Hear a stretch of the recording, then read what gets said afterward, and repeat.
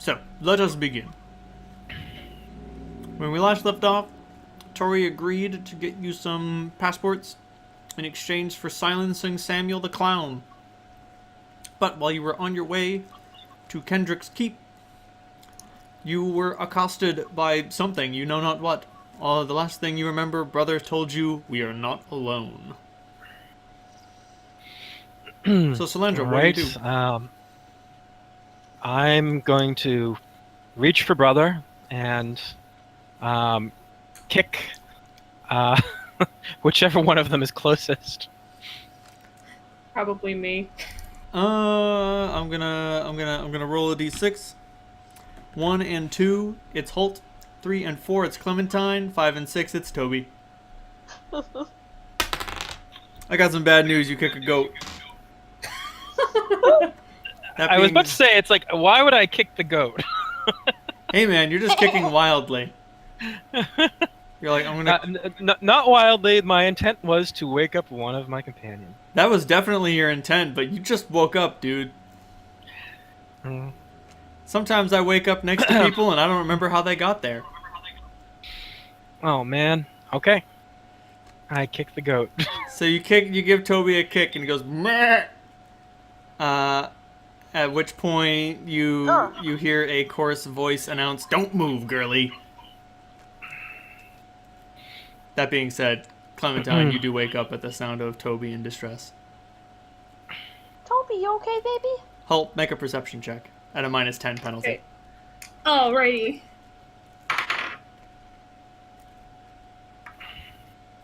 4.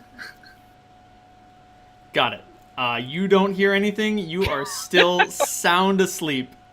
The winsome sounds of goats buying. Those were your dreams. Those were the sounds that okay? led you to sleep on cold District 4 nights.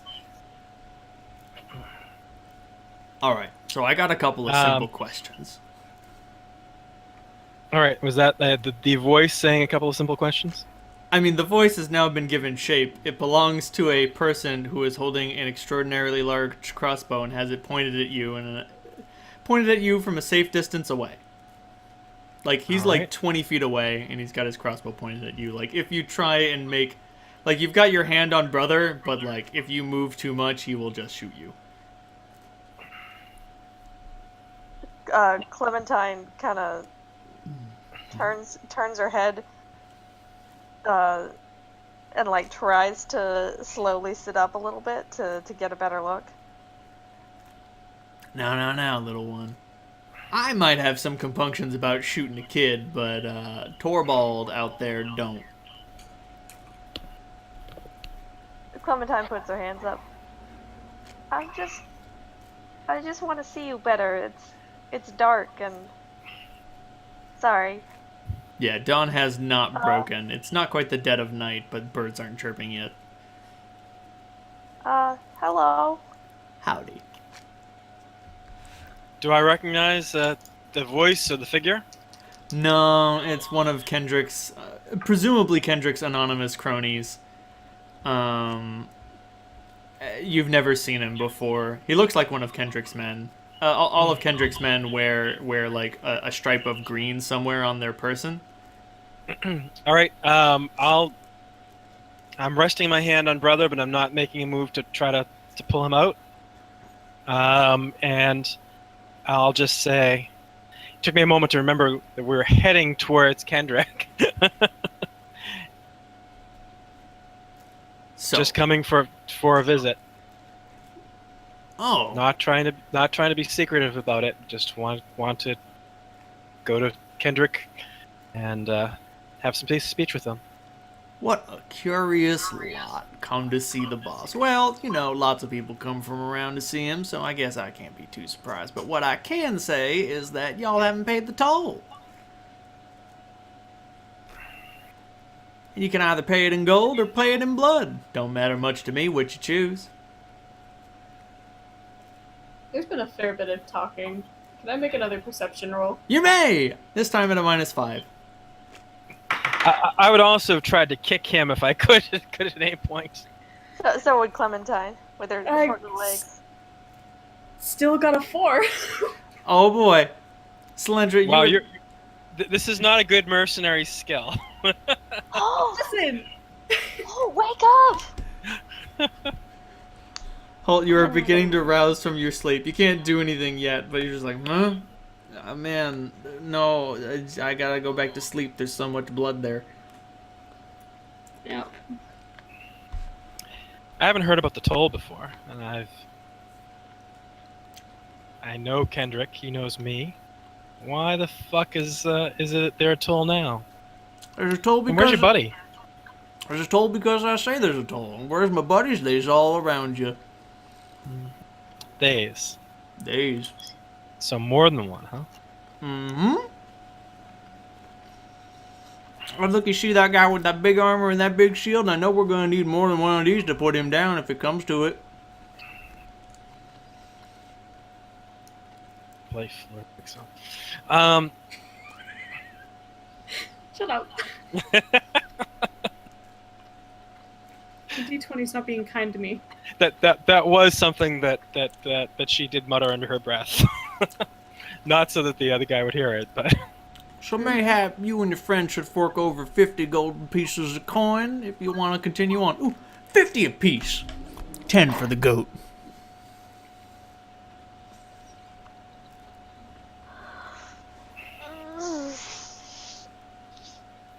Oh.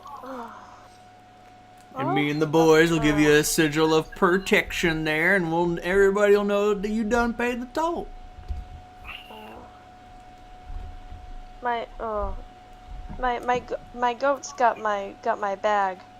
Can I go in my bag? You may not open that bag, girly, but you can toss that bag this way, and I promise I won't take more than what's owed to me. All right. Hey, Toby. Come on up, boy. Toby gets up and moves over in your direction. does this seem like something that Kendrick would do, or is this someone like trying to make a quick buck and make us look like fools? I'm thinking the latter. Yeah, me too. I was like, make a knowledge local or an appropriate knowledge roll. Streetwise, or streetwise or whatever. Streetwise. Whatever skill you think is appropriate. Oh, shit! Sorry. All this time I've not had my character sheet open. Oh, well, Ah! I actually got a 20, which is kind of probably a waste, but I got a 20 on that roll. I don't know what the modifier is yet. Let me see. Oh shit! Cap, is your backpack in there? Yes. Okay. My dice are still in there. 1 sec. So probably. Where the fuck did you put it? That's helpful.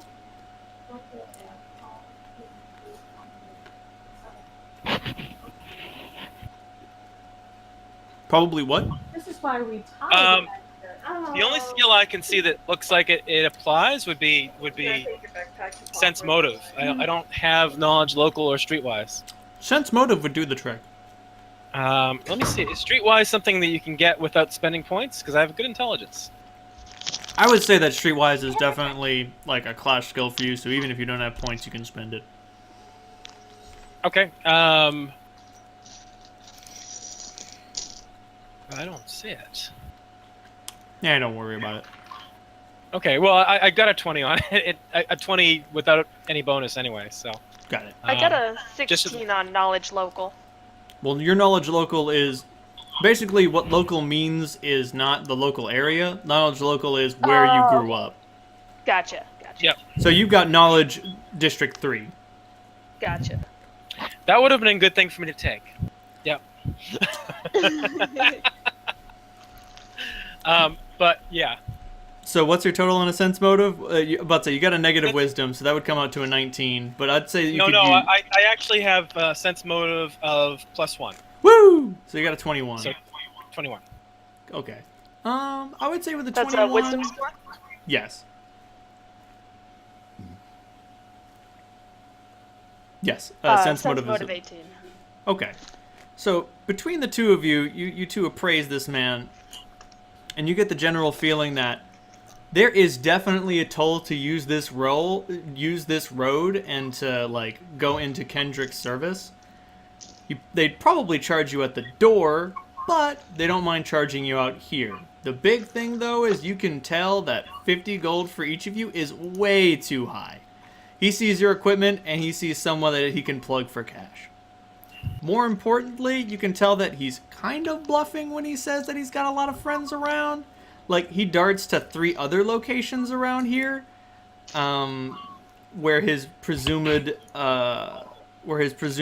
other fellows are, and he's got a bit of a sweat down his brow, as if to say, I don't know that, like, we got a magic lady, a guy in armor that's really big, and some little girl with a goat. Maybe this is more than we can handle. But maybe not. We did get the jump on him. So, Alright, Clementine... I know there's a charge for entering Kendrick's lair, but how do I know that you're the one to collect it? Alright. He's still got like one hand on his crossbow, and he's able to heft it pretty handily with one hand. And he reaches on into a little pocket of his, and he produces 4 green sashes. They're really just strips of cloth. And he's like, "All right, you see these? These are your tickets of safe passage on these lands. So long as you got one of these, me and the boys gotta leave you alone." And that They much look you like know they're- is true. They look like they're worth around, what, 5 gold each? I mean, that's not what I'm charging you for them. It's a little thing called supply and demand. We can supply you Yeah. with crossbow bolts, and we demand a large sum of money. Who says we're worried about crossbow bolts? Clementine calls Toby over. Yep. And kind of puts her arms around him and like buries her face in his little fur, like he's scared, like she's scared. Toby. Right. May I request another perception roll? Oh, you're awake now. Oh, thank fuck. I'm going to cast Acid Maw on Toby. Toby looks at you like, "Dear God, are you really gonna make me do this?" I'm sorry, baby. Also, Clementine, if you cast it, let me look up Acid Maw and see what it takes to cast Acid Maw. Because if it requires verbal or somatic components, they will instantly recognize that you are casting a spell.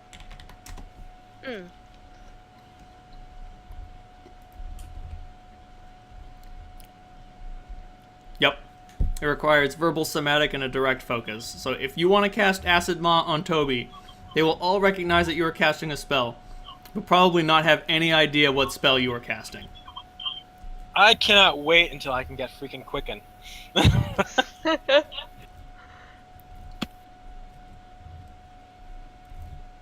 So what I'm saying is, Clementine, do you want to risk casting this spell? Let's see. I'm gonna flip a coin. Yep. Okay. All right. I got some. As soon as I am also going to try to cast Vanish, which All right. hopefully I can do before I get shot. So here's what happens. Clementine, you're like, "I'm gonna cast Acid Maw on Toby." What is your armor class? My armor class is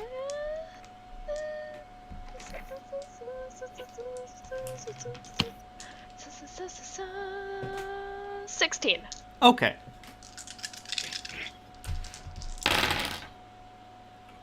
So one bolt goes like way overhead.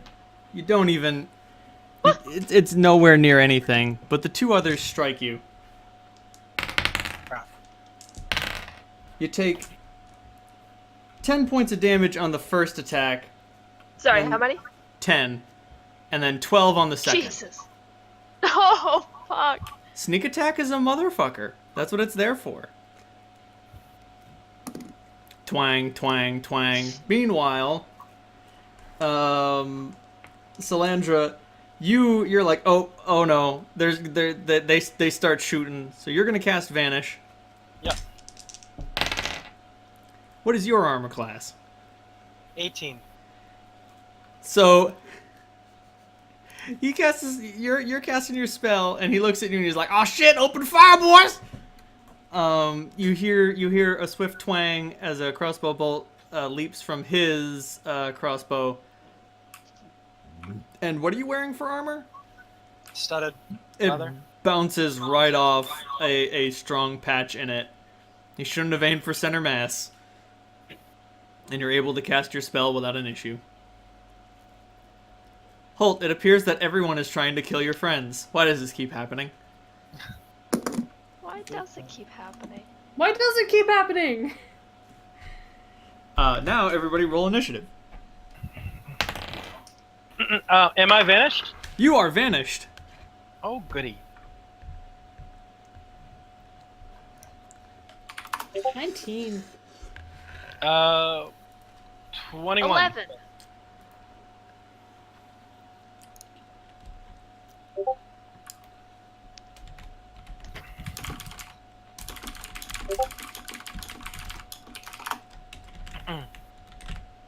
So Alright. die roll plus dex, right?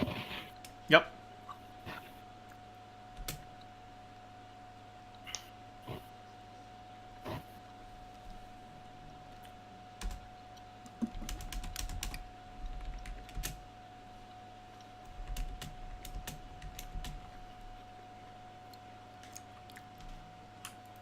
Alright, Salandra, you go first.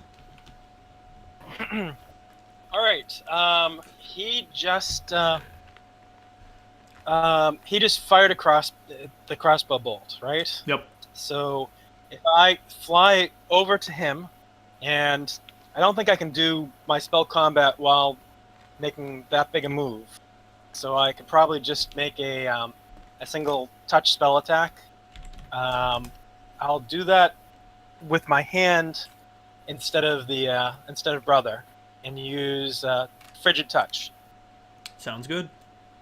All right, so frigid touch will do 46 plus automatic stagger.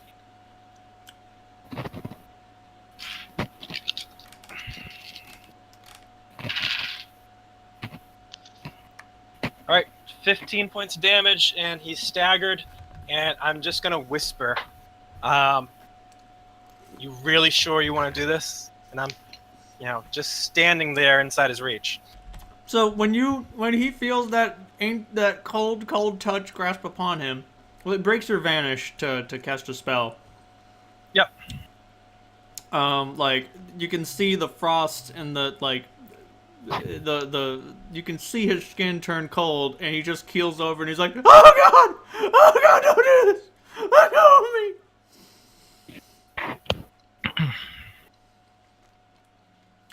And then it's Holt's turn. Awake at last, he's going to get his shield off of his back and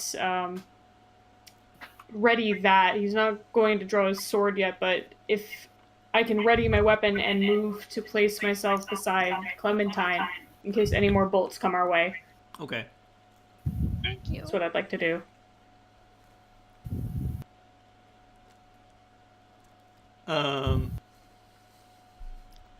So it's their turn, and there is a little bit of an interchange between these guys. Some voice from the shadows is like, "Clint, you okay?" And Clint's like, "No! Oh God, just let him go! Let him go! I feel like I'm gonna die!" And another voice calls from the shadow, all right, lady, you let Clint go, and you guys can keep going. And I reached we're all down. square, all right? I reached down and grabbed the sashes.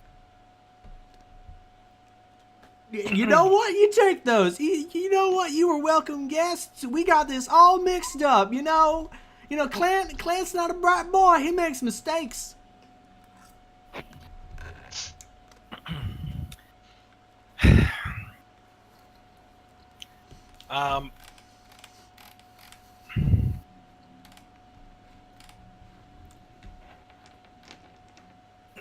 Seems like we paid a little price in blood there, so let's call it square. See you guys. Yep. Sounds good. I walk back over. Actually, I flip back over because I still have a minute of flight that I don't want to waste. And I give each of them a sash plus an extra for Clementine. Oh, shit, Clementine. Oh. Sorry, No, I shouldn't have Hold done still. Oh no. I'd like to perform a heal check on Not a great- Clementine. Go for it. I've got a healing kit. Oh, good. Yeah, because I'm a responsible adventurer. Roll that up. Unlike me. With a 18. Okay. Clementine, you get 2 hit points back. Oh goody. And I now have 13 hit points. and these bolts get removed. And they get patched up real good. Or you're going to be sore for Here a you couple go. of days. Put your ass back in your ass. Just put it back in. That was a mistake. That was a big mistake. I'm sorry. No, it's okay. Shit. It's not your fault. Fucking bandits. Yeah, one of us was probably me. So. Excuse me, man. We Sorry. don't enjoy the term bandit very much. You shut the fuck up! Hey, we reloaded while you was waiting.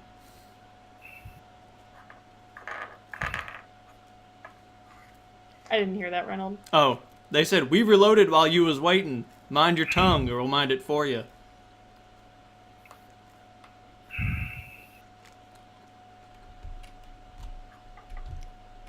Holt Clint- stops himself before he says anything stupid. Clint crawls away into the shadows outside the fire's reach.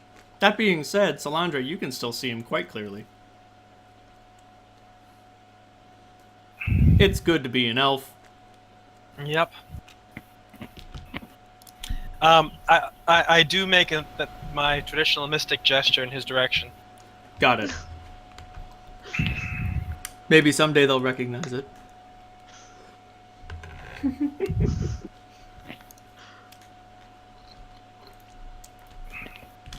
So do you guys do anything else? I should have branded them.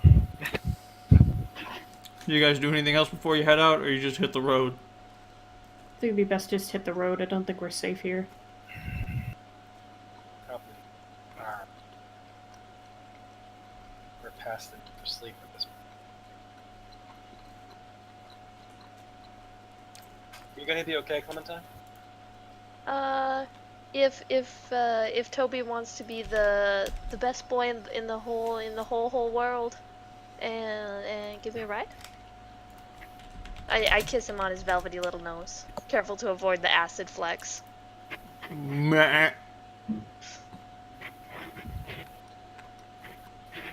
How bad off does she look? She looks fucked up. She is definitely bloodied. That being said, David, you got a little quiet. Oh, sorry. Headset maybe Yep. off. No. All right, Well, better? no, it's all good. You sound way better now. You were just a little bit too far away from the mic. Yeah. The mic wandered away. Got it.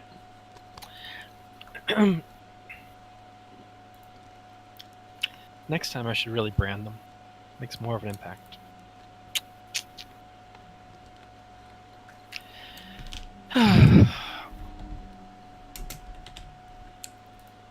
I may be against branding cattle, but branding bandits is another thing entirely. Still, very important. Holt looks a little guilty. He feels bad that he wasn't so quick on the draw. Perception's a vital skill. Yep. Sleep is less so. So, you all head out. Well, brother, next time give me a little bit more notice. I did my best. Okay. You tried detecting creatures in the night without a sensory orifice. far as I know, you are a sensory orifice. It's different. Mm.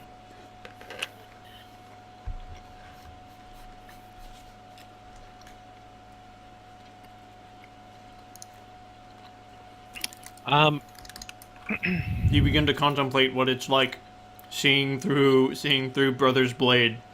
It's nauseating. If worst comes to worst, I do have a few potions set aside for a rainy day. I don't like using them because they're hard to come by, but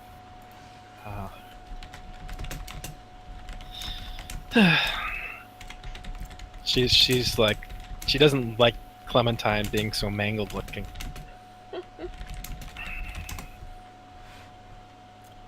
Yeah, it's I thought you were it's kind bad of news. heal. Let me. I mean, waking up in the middle of the night didn't really give me time to prepare to heal, but you know, give me a day to sleep and I'll be good.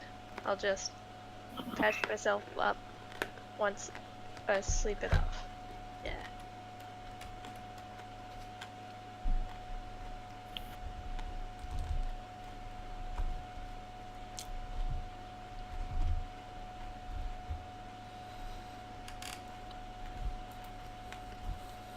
Looks so pathetic riding on that goat. It's a pretty Paul pathetic feels really sight. bad. He unclasps his traveling cloak. It's a little haggard and still kind of bloodstained, but he drapes it over you. Aw. Clementine nestles into the cloak and appears to kind of nod off to sleep. Hmm.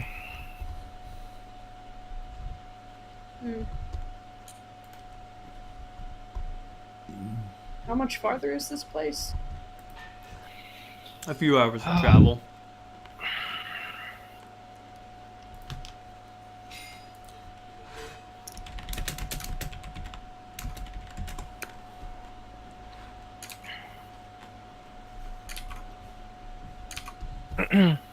Well, welcome to lovely District 2. It's got its charms. Really? You must be very observant. Ooh. What's not to love about giant trash crabs and piles of trash and people who live in trash, around trash? Well, the direwolves are pretty, at least. Oh yeah, no, they were beautiful.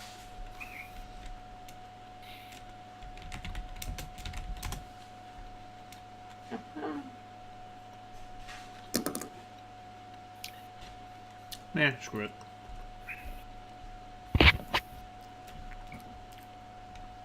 After a few hours of travel, you come to a place.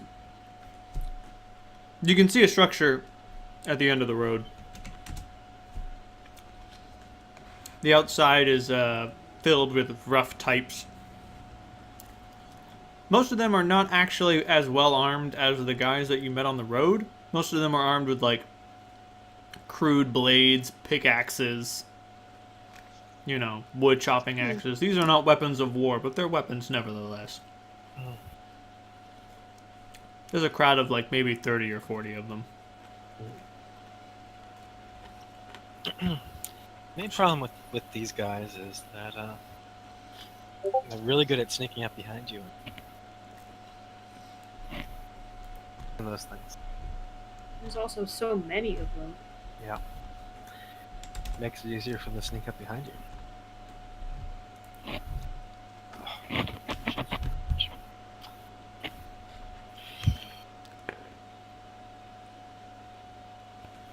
Alright, so walk towards them. When we get to the a group of the guys, just get out of my fucking way. Like, he looks like he's about to haul off on you, but then he spies your little stash and is like, yeah, alright.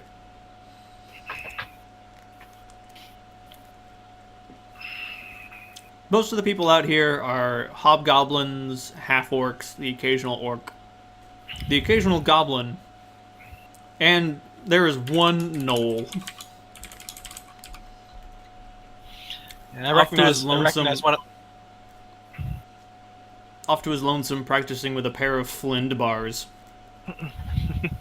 I recognize one of the orcs and just say hi and wave and orc hi and orcish. Saying hello in Orcish is like delivering a punch with your mouth. Yep, that's the reason why I like it. He gives you a nod and extends a greeting.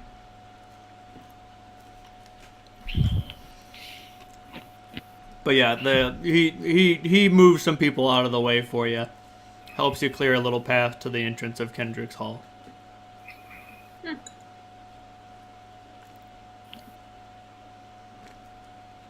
I'll just nod my head in his direction, and lead my companions into this shithole.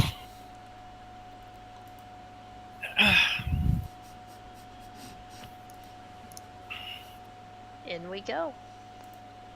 In we go.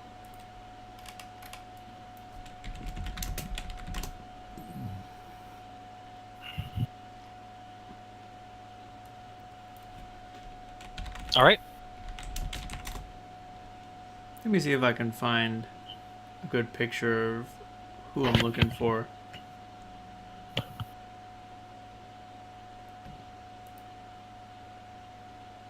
You know what? This will do it for me.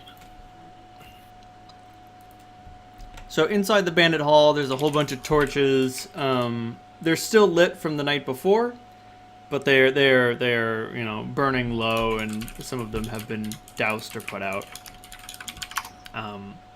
The room is adorned with hangers-on and song and dance.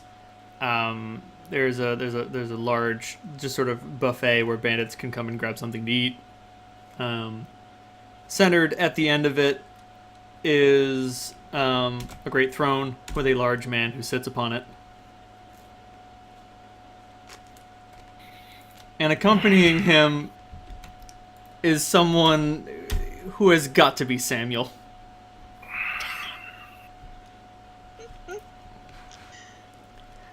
I should mention that, like, everyone here is armed except for those who are close to Kendrick, except for Samuel. Samuel gets to remain armed within Kendrick's presence. There's a little bucket nearby the small stairway that leads to Kendrick's little throne, and people who go over to talk to him deposit their weapons and then come back and pick them up again. So one thought that's occurred to me is that I'm not sure how seductive Clementine's going to be with a, couple of crossbow bolts and wounds on her. Give me just give me some sleep and I'll be good. I can hack it.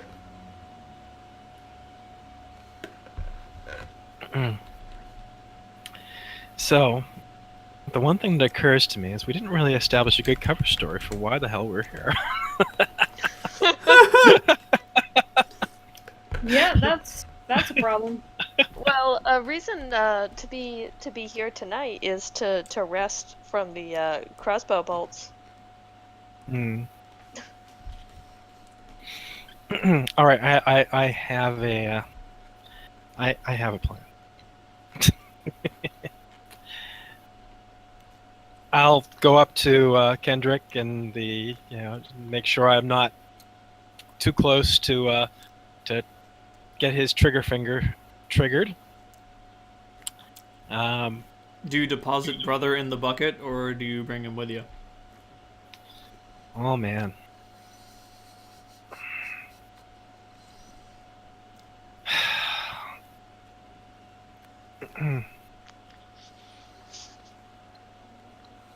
That's a tough one. It is. Brother? Yes. What do you think? I don't have a problem staying out of harm's reach of the man, but I fear for your health.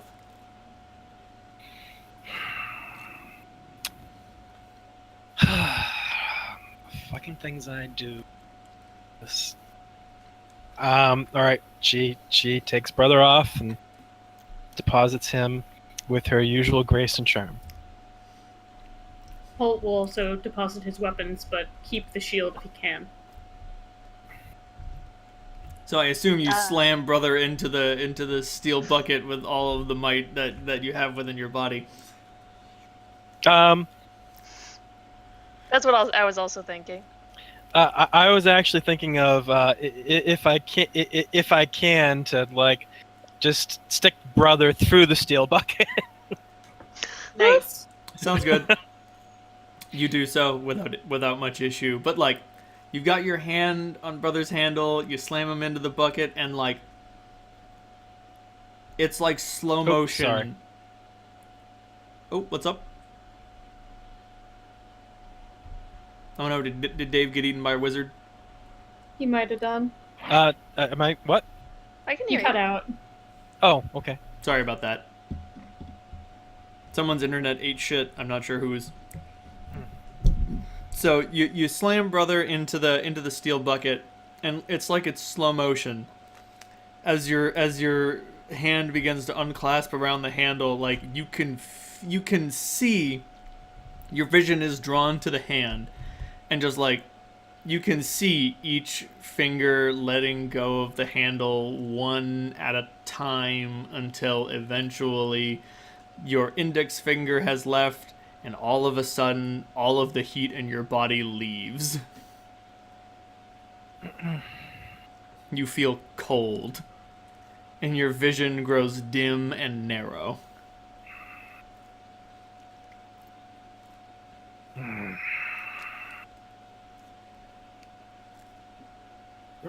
Close my eyes, take a deep breath. I can function without brother. Totally. You can quit anytime. Quit, Anytime at all. I can quit whenever I want. Elric found good drugs. That's all I've got to say. All right. After I've kind of centered myself, head back over to.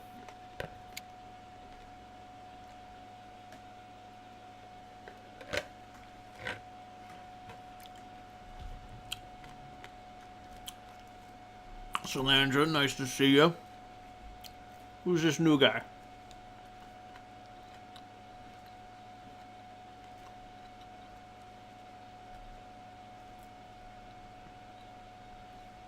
Oh, that's weird. Hello. Hello? Hello? Hi. Hi. Hello? Who was that? Me getting cut out, or was that you guys? I think that was something me, because I couldn't hear any of you. Okay. Yeah, I saw. It looked to me that I was the only one online for a sec, and everything in the a couple things went red. Oh Just boy. heard you pray. So did you hear what Kendrick said to you? I did not. Okay. He just said, Salandra, nice to see ya. Who's the new guy? Kendrick, this is. Was it Laszlo Holt? What's the first name? Nikolai Holt. Nikolai Holt. This is Nikolai Holt. Clementine is hanging way back. He's new in the district. He's looking to do business. He asked me to give an introduction to someone who can might have some jobs, might have some information, and just wanted to pay our respects and make sure that he was set up the right way. Good. Good, I'm glad.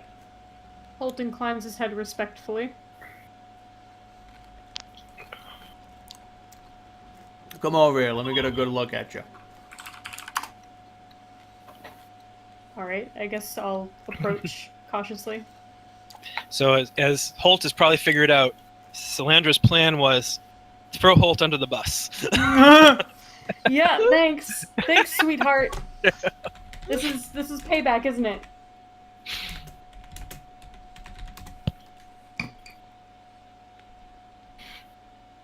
Well, it was the best thought that she could come up with.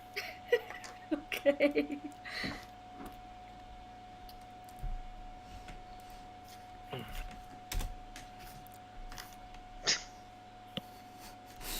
Oh yes, perfect, beautiful. That's exactly it. It was the first result, Okay. and it was perfect. Oh, there we go. Nope, there I go dying again. Yeah, there. Oh no, there I go killing again. So he picks you up. I'm sorry. He gets off his throne, and like Kendrick's just a huge friggin' guy. But he's showing his age, you know. Right. Like where once was just like pronounced definition, there is a little bit more flab. He's still pretty intimidating, though. Oh yeah, absolutely.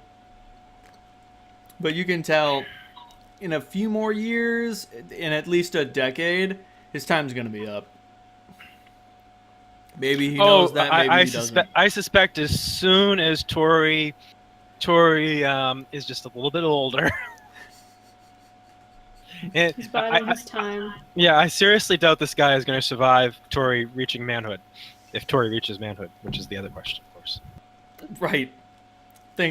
Ooh-wee, things are getting weird. Weird Scoob. But he like the first thing he checks out is your armor, and he's just like, "What's this made out of?"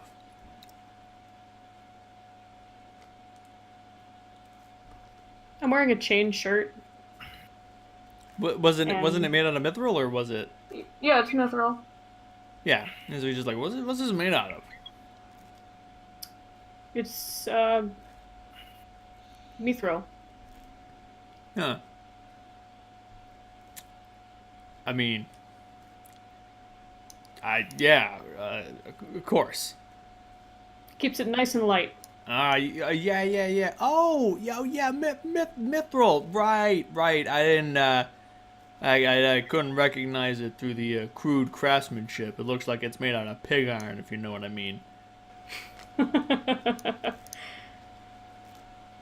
Best I could get my hands on, sir. Good. So, mostly we do smash and grabs around here, you know what I mean? Smash and grabs, the occasional ransom, the occasional ransom for people who get real uppity. But mostly, mostly we sift through the garbage around here, and we sell the weapons out of district. I can get behind that. Yeah. Right on. Holt, make a bluff roll with a +10. Okay. A 24. Yeah, like you are. Like you get such a substantial bonus because you're only kind of trying to deceive him. Like It doesn't. I don't have to add much. He's mostly saying what he wants to hear already. I'm a yes man. Yeah, like this is a perfect lie for the situation.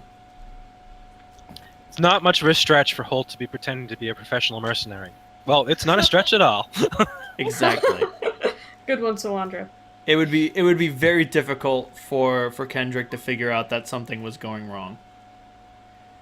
Excellent.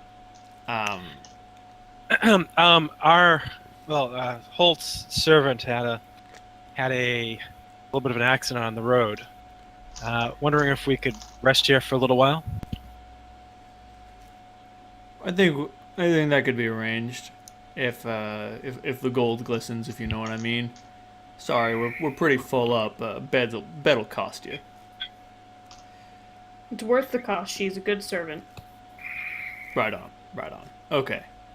Well, Mr. Holt, we will put you to work tomorrow and see what you're capable of. Sounds perfect. I look forward to it. Fantastic. Holt, make a perception check. Perception check.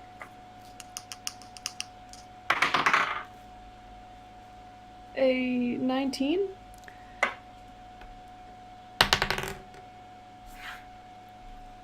So you see Samuel step off his little chair on the dais, and he goes to go do something else. Like your eyes stray from Kendrick for a second, but he's got a bit of an imposing presence. You know, you don't want to take your eyes off him for very long. As you go to you know, leave the dais after having made your presence, intent, and abilities clear, you come to a startling realization. Yes. Your shoelaces have been tied together, and you are quickly falling down. Nice. Can I attempt to catch myself? You can make an acrobatics roll. I would love to make an acrobatics roll. Let's see. Oh, goody. So I'm nearby. I didn't see any of this happening. Salandra, you can barely see anything right now. Ah, okay, lovely. At this point, 14 plus my deck. like, your eyes are unfocused, and there is a spot on the wall that you can't stop staring at. Like, there's a spot on the wall with a shape of stone that looks kind of like Brother if you squint the right way. And you're thinking, maybe I can just get over there real fast and then pick up the rock, and then that'll make me feel better. Like, your mind is totally scrambled. I had no idea my withdrawal was going to be so immediate. I thought it would be best to balance it that way because, like, it's so easy for you to satisfy your Addiction Craving. craving. yeah. It's so easy to satisfy and so low risk, but when it's gone, it's awful. Well, that's a really good roll. You managed to like put your arms out and you catch yourself real good. You do not Nice. fall on your face. You definitely don't take any damage. You fall forward and you're able to like fall on your side, like get your left hand to the ground really quick, and then like shift your body so your right side comes down, so you can like sort of you're like in a push-up position. Mm-hmm. And that being said, you can hear a voice tinged with humor cry out, "I don't know, Kendrick. He seems like he's not too sure on his feet." And everyone bursts out laughing. Holt tries to join in to laugh at his own misfortune. All right, who's the Joker? Who's the Joker? Samuel comes up and he's like, "Sorry, friend, it was just too easy. Let me go get that for you." And he unties your shoes together, but does not tie them back up again. That's fine. I can tie my shoes all by myself. It's like you got me good, buddy. That was a good one. Like he continues to frown through his face paint, but like his teeth form a smile despite the fact that his face paint forms a frown. And the It's a little laughter dies disconcerting. down before long. It's weird. It's super weird. Yeah, it's I think definitely it's better weird. than the alternative. That his teeth form a frown while his face paint forms a smile. Yeah, that would bother me more. Really, Right on. that's interesting. Salandra, on shaky feet, you walk back towards the bucket. And when Brother's handle is in your hand again, everything is fine. It's like you woke up from a bad dream. I don't like exposing my weakness that publicly. It's that's not cool. It's gotten worse. It's gotten so much worse, man. Years ago, it was fine, but these days, hooey. So,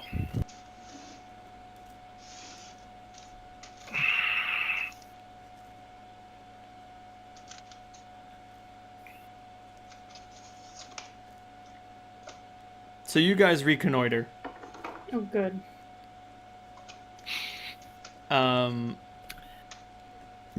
Kendrick points to a table, shouts some orders, and the three guys who were sitting there like get up and they shrug and they're like, "Come on!" He's like, "They get a table. They're the new guys. They get their own table." And they move over to different tables. Excellent. At least we have a table. Alright, we need to get a room. Give your servant a chance to recover. I give Clementine a little wink. She Okay. winks back very sleepily, just like closing one eye for an excruciatingly long time, and then closing the other eye. Who do I flag down to pay for the room? Well, actually, before long, like the tiniest kobold you've ever seen bounces over, and he's got a slate and a handful of chalk, and he's like, "So what do you want?" One room for my servant. Okay. Hot bath if you've got one. No. Okay. Never mind. Food, drink, he looks to Solandra. DraxxKraven. Hello, did everyone get lost or just me? I think it's just you. I think it's just you. Oh wow, I was hearing like little pinging, plucking noises. What? I think it's your addiction. Oh boy, that was interesting. It's like ping, ping. Just snaps his fingers in front of your face like, Solandra, I'm offering to buy you dinner.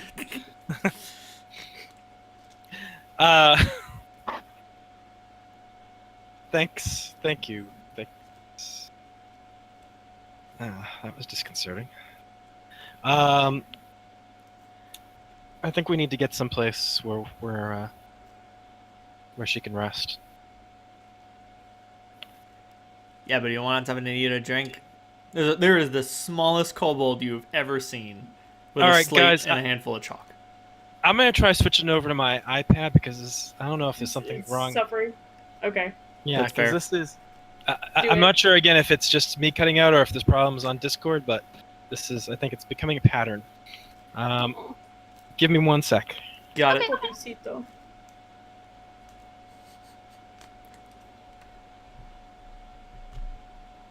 Yeah, I definitely want him back. I have words. There are words that need to be exchanged. Yep. Between good friends. The greatest of friends. Comrade. Bosom bro.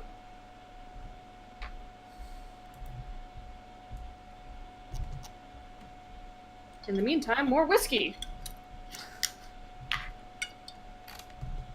I'm going to get a cup of water.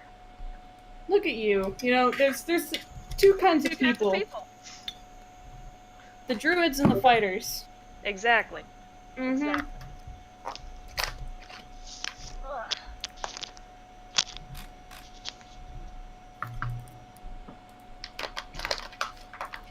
Kobold name generator. Dresk. Kobolds are cute. I would play the fuck out of a kobold. Dude, I'm telling you. Kobolds. Beast races are awesome. I've been considering like Tengu for my next D&D. Dude, kobolds. If there's a feat that you can take that gives you a dire weasel as your animal companion, if you're a kobold druid, and like that thing's just straight up stronger than you are. I am back on my iPad. Hopefully this will be more stable. You sound so much Yay. better. Yeah, you do. I wonder what's wrong with my computer. It usually has a much better connection than my iPad. Are you hardwired in? Yeah. That's Yes. weird. That's super weird. It should be much more solid.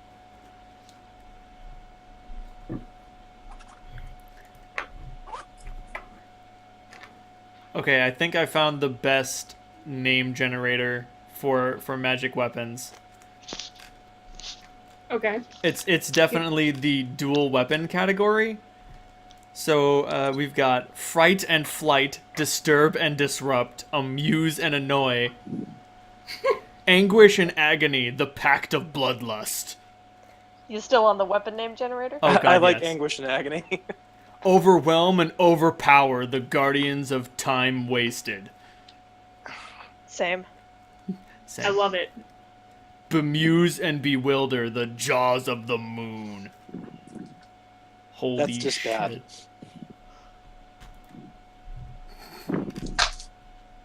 Oh my god, plot and How twist. about agony in the? There's no agony in the ecstasy. That's definitely got to be in the list somewhere.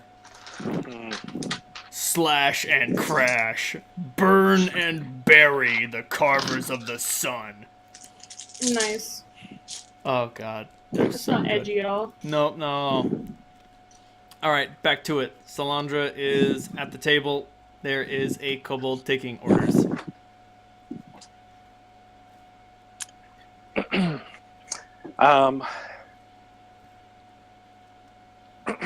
What are the options here? Actually, You know what? Let me just go to drink my... orders or there's food orders. What's going on? I might have missed some of the backstory here. Let me go to my random tavern generator because I have a random tavern generator that generates menus. Ah, awesome. That's so cool. You should send that to me.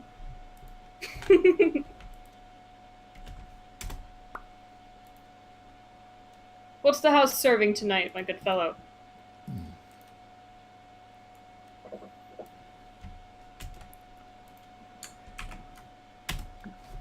He explains that these are on the menu. We got stewed pork, stewed leek, barley porridge, cashew bread, boiled radishes. We got a mugs of beer, tankards of bitters, mugs of ales, and cider. Slander goes for the cashew bread and curd cheese. You made a wise choice. The mug of cider. Stewed pork and biscuits, mug of beer, please. I meet Holt's eyes What? and let mine widen a little bit. It sounds good. Don't take this from me, Solandra. I see you're an optimist. It's my best quality.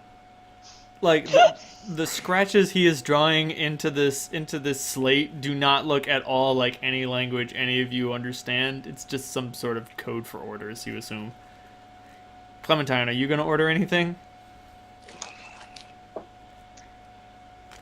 You hungry, Clementine? Uh-uh. All right. Barley Clementine porridge. puts her head against Holt's shoulder. Or, I guess, elbow, more accurately. Have you ever fought a Titan head to head, or more accurately, head to ankle? So this teeny tiny kobold hops away with a skink, and eventually he comes back with these huge plates and mugs that he can barely carry. Well, by teeny tiny, you mean around Clementine size. Smaller. Oh, wow. Like he is actually like a kobold that is smaller than a kobold is supposed to be. He's itty bitty. He's so wee. There's a character trait for that. I think it's called like tunnel born or something, and it makes it so that because you were born in a tunnel network, you're smaller than usual, which allows you to fit into places other people can't. Love it. But yeah, no, this kobold is teeny tiny.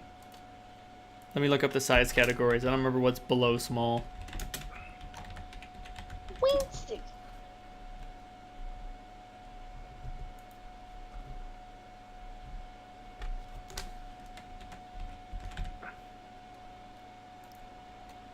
There we go. Yeah, he is a tiny kobold. Like, literally tiny. He is a foot That means and that 11 his- inches his- tall. His strength to mass ratio must be enormous. It's pretty crazy.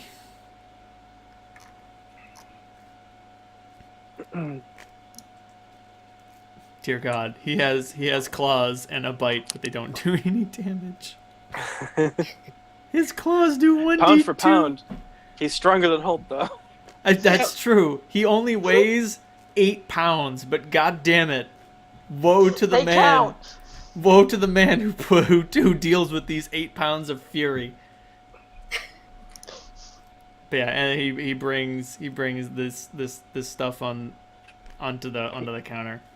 He's basically the size of a chihuahua.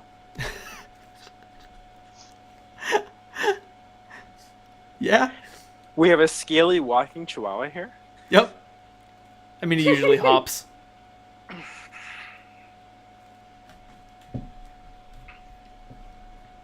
But you'd be like, as soon as he delivers your drinks, you lose him almost immediately. All right. He is able to walk around underfoot around these guys in a way that no one else can. I guess he had places to be. I was going to clear my tab straight away, but What tab? You work here. true. That's right. I am an employee. Thanks, Solandra. I definitely wanted to sign my life away tonight. I didn't say necessarily that you were going to be a full-time employee. I just said that you were looking for work. So, I guess you're not wrong. You didn't exactly lie. well, next time we establish a cover story first. Yes. Yes, let's. How is the food, Reynold? The food is not great. It's edible. Like, this good is enough. yeah, I'm about to say, like, this food is not awful, but like, this is not a restaurant, this is not an inn, this is not a tavern. This is food. It has been presented. It will fill you up with calories and nutrients. So shut the fuck up and eat it. And he does. I passed some of the cashew bread to Clementine. Thanks. You put a few mouthfuls of the bread into your mouth and chew. The effort is overwhelming. Mechanically. Here, have some curd too. Stay away from the pork. Ugh. It's fine. It's people, Holt. He pales a little bit at this and looks to Solandra. Solandra, you can neither confirm nor deny whether this is or is not people. She shrugs and makes a quizzical expression. I'm a druid, I know these things. But she's grinning. Give me a second. Being wounded has put her in a black humor. Alright, intelligence, don't fail me now. 2. Yeah, actually. Holt does finish the meal. He paid for it, damn it. Or he's going to.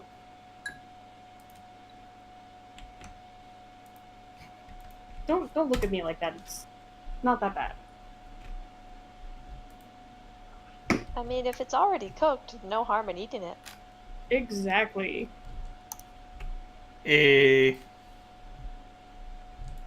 Anyway, you experience some gallows humor. Yay.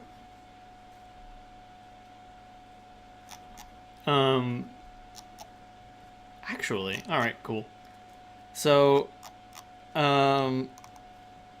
people start getting, it's in the afternoon. People start getting, a horn blows and people start filing out.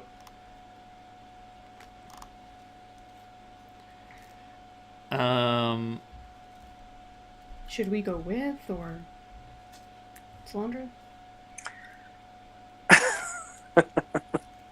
You're presuming I actually know my way around this place. You've known your way around everywhere else. But I've avoided this place. Alright. I'm presuming that the horn is... What time is it? Is it... It's approaching midday. Is it early in the day, or is it... I'm gonna say that it's earlier. I got lost track. You guys got woken up around like 3 in the morning, 4 in the morning, like enough to say that you slept, not a good sleep. It was a bitter awakening. Yeah. And it took about 5 hours to get here, so it's about 10. Considering the sleep cycle that these bandits probably hold, like breakfast just finished.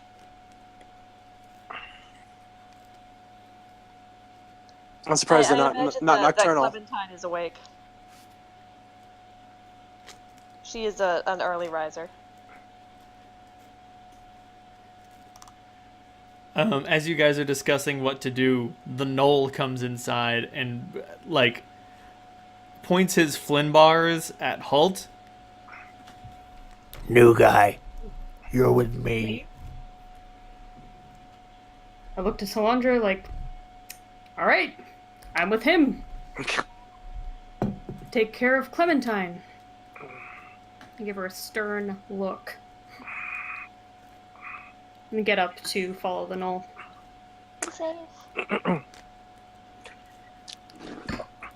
You're the one who decided to follow the lead of a high intelligence, low wisdom person. Well, I mean, Holt is an average intelligence, not wise person at all, so... It means Solandra comes up with great plans that may have consequence problems.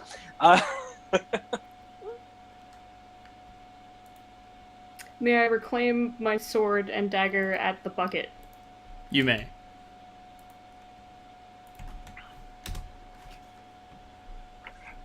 Oh dearie me. This Knoll looks like he's got a touch of the mange. Ah. Yes, he do. I don't see the Knoll. You gotta click through the link. I don't know if he And can then click the through link. another link. Here. Yeah, okay, got it. There you go. Cool. Touch of the mange. Mangy boy. So Big he leads boy. you outside, and he brings you to an orc with spikes on his boots and a long brimmed Okay. hat, and he is like sharpening the spikes on his boots. And then he is accompanied by a hobgoblin who is like scarfing down a loaf of bread and finishing off a water skin as quickly as he can. Alright then. And he's like, How can I be of service? "You can call me Breaker. This one here is Holden," Right, as he points to the orc. And then the hobgoblin over there's name is shit. Hobgobby's name over there is Kobe. You got it? Got it. Good. So, we got a little bit of a milk run today. We're gonna go find some workers and get them working for us. Sounds like a plan. Fantastic. Kobe finishes his meal and like mumbles a greeting to you. He's just like, hello. It's got some sort of shyness there, and the orc opens his big stupid mouth and just says hi. Hi. You guys march for a long while. And you come to an impressive junk pile. Even for the junk piles I've seen thus far.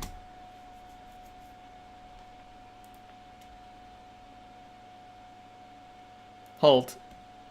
Yes.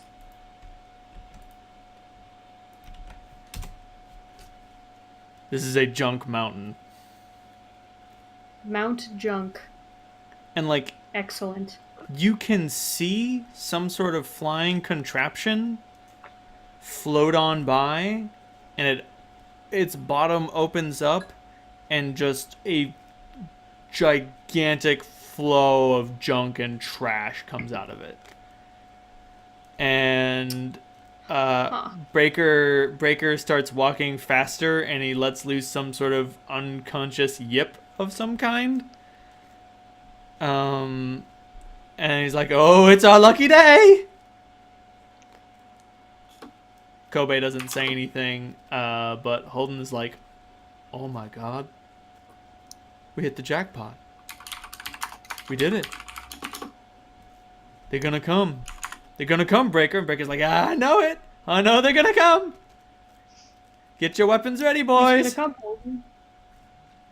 Oh man, fresh garbage drop means that every scaver in that can see it is gonna come coming, and if we can just like crack the whip and act real spooky, then they'll start. We can haul off with whatever of theirs that we want. It's Get gonna be them to do the gathering, and we take the credit. Breaker pipes up. It's gonna be a rat race though.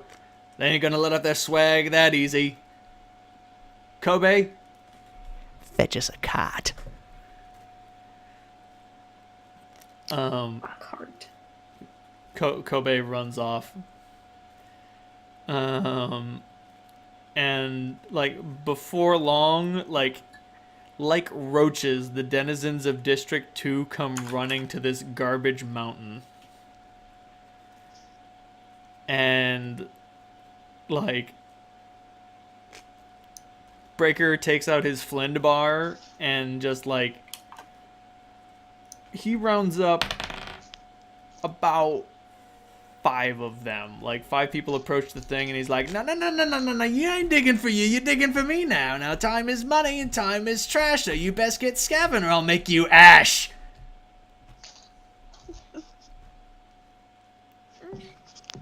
Holt, as much as you want to appreciate the rhyme, you realize that it doesn't make sense because Breaker doesn't have anything that like produces flame. Right. But, he did his best. Hey, it sounds pretty good. Right? It sounds spooky. And so, like, these 5, like, absolutely destitute people are just like, okay. Like, there is a cart between the 5 of them. Like, they're not even friends. They didn't come here together. But, like, Breaker has, like, rounded them all up.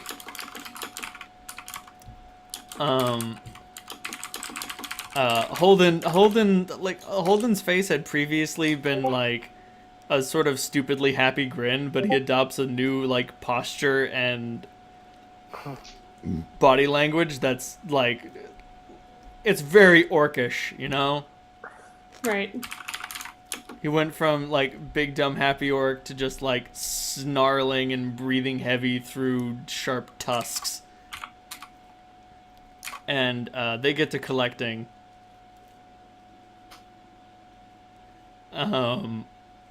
Breaker then looks at you, Holt, and he's like, what are you doing, newbie? Go get some more! Alright, I break from the group and look for another couple of destitute people. How would you like to round up these destitute people? What do they look like? Are they humans? Are they... You find,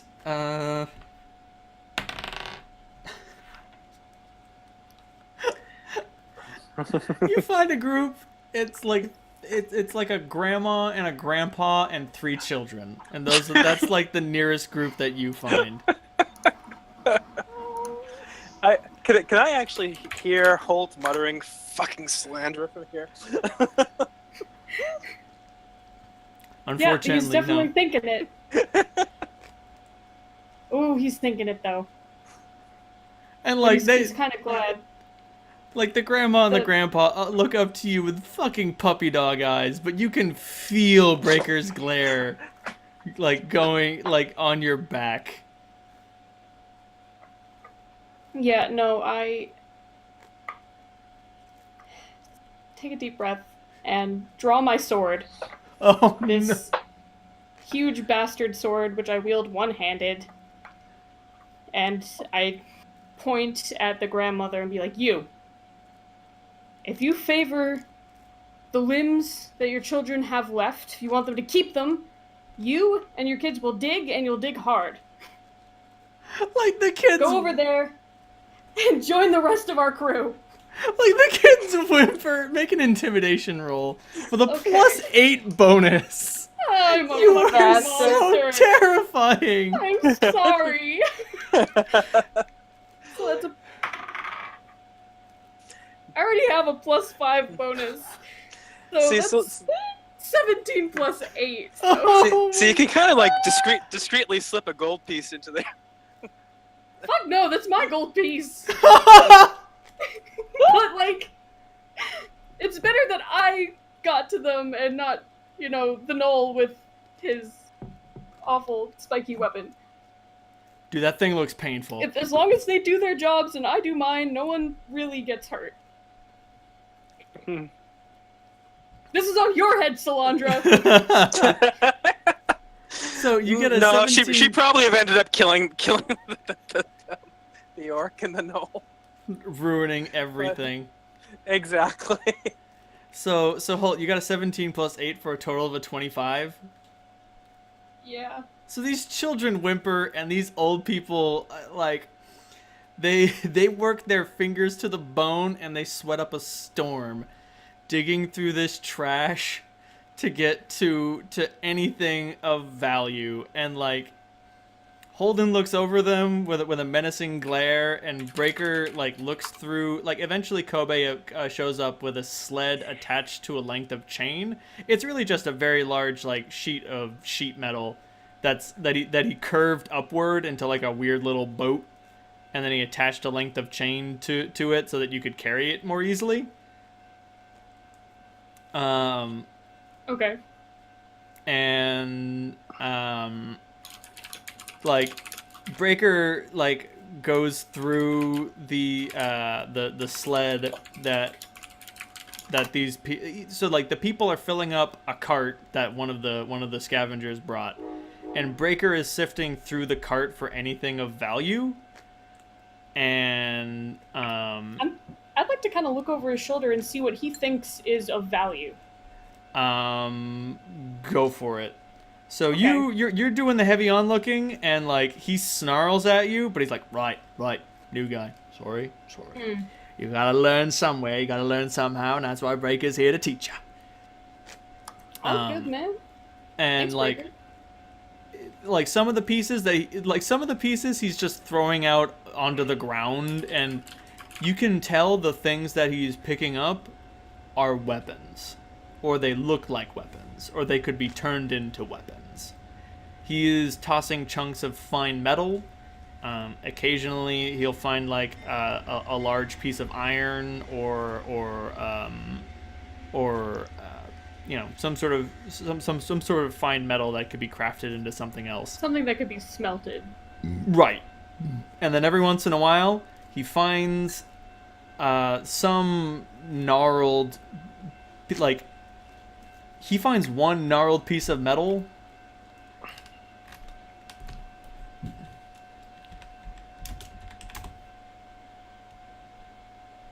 And it looks...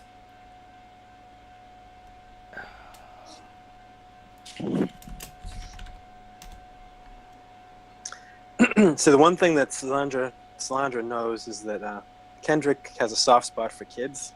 They want to be pissed off that they're using kids for the job. Yeah, Holt doesn't know that. Yep.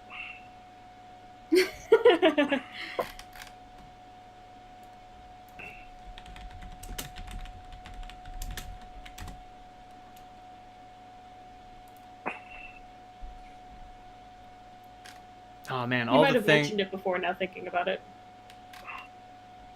Well, it was the explanation for Tori existing. All of these things look too good, but you know what? Eventually he finds something that looks like this, and he unconsciously lets out a gasp. And he tosses it. He doesn't toss it onto the sled. He puts it into a special pouch that he has in a bag.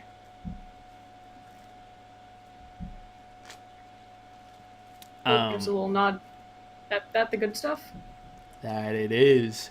That thing's a slug shooter right there. It'll put a hole in a man this big as he lifts up one of his gnarled fists. And when it comes out of him, there ain't nothing left on the back end. Shit. Kendrick's got one of them. Don't know if it's got any shot in it. We don't find too much of that. But people will pay just to have one of these. Ow. Guess our crew's doing some mighty fine work then. Oh, that it is. Hope you done put the fear of the Creator into them. You done put the fear of Gamma into them with that blade. Ho. He does sheath the sword. A few hours like like these guys are not slave drivers. Like they're not that bad. I mean, this is awful. This is what you are doing to these people is not a good thing, but like Breaker only delivers one beating when he catches someone trying to secret something for themselves. And it's pretty clearly a body blow with the Flint bar. Like, right. He catches the straps around the side of their body, and that slows down the spiky bits as they go into the person's back. Like, it is pretty clearly... It's just a flesh wound. Yeah, like, he's not like, I am trying to kill this person. He is holding back as much as he can, which means that it's incredibly painful. And then, like... He takes what they tried to steal on principle, and like what it isn't even like anything much worth it. It's a little scrap of it's a little chunk of like absolute iron or something. Unfortunately, you don't have like the mining knowledge to recognize it on sight. It's metal. Yeah, you can tell that it's some sort of metal. And after a few hours, he leaves them to their cart, and they can take what he didn't take. And then he's like, "Kobe, Holden, you hold the sled back." And Holden's like, "Why doesn't Holt have to hold the sled?" And he's like, "'Cause Holt got us 3 little kiddies who are gonna remember that who we is, and that they should be scared for the rest of their lives. That's why you hold the fucking sled." Holt gives a nervous smile. Oh boy. Holden looks at you with like once the I don't want to say slaves, but they're slaves. Once the slaves depart, like Holden readopts that sort of stupid attitude, but he's still very clearly angry with you. Kobe doesn't say anything though. And then you haul the sled back. As you get closer to Kendrick's lair, you can see more and more sleds coming and more carts, some of which are being driven by indentured workers, others not so much. Others being carried by some of Kendrick's men, and before long, there are a series of stalls that have been set up outside of Kendrick's hall, and there are various sort of like bean counters and such who begin sifting through the waste for what they know is the most valuable thing, and then coin starts changing hands. These bits and bobs are being bought and traded. And, every once in a while someone pipes up and they're like, it's worth more than that. And the guy behind the counter is like, yeah, but Kendrick doesn't say it is, so it's not. And there are a couple of tiffs, but mostly it's pretty civil. Like, actually, but by District 4 standards, this is kind of tame. While Holt was away, have Clementine and I had the opportunity to rest and get get spells back? Absolutely. Awesome.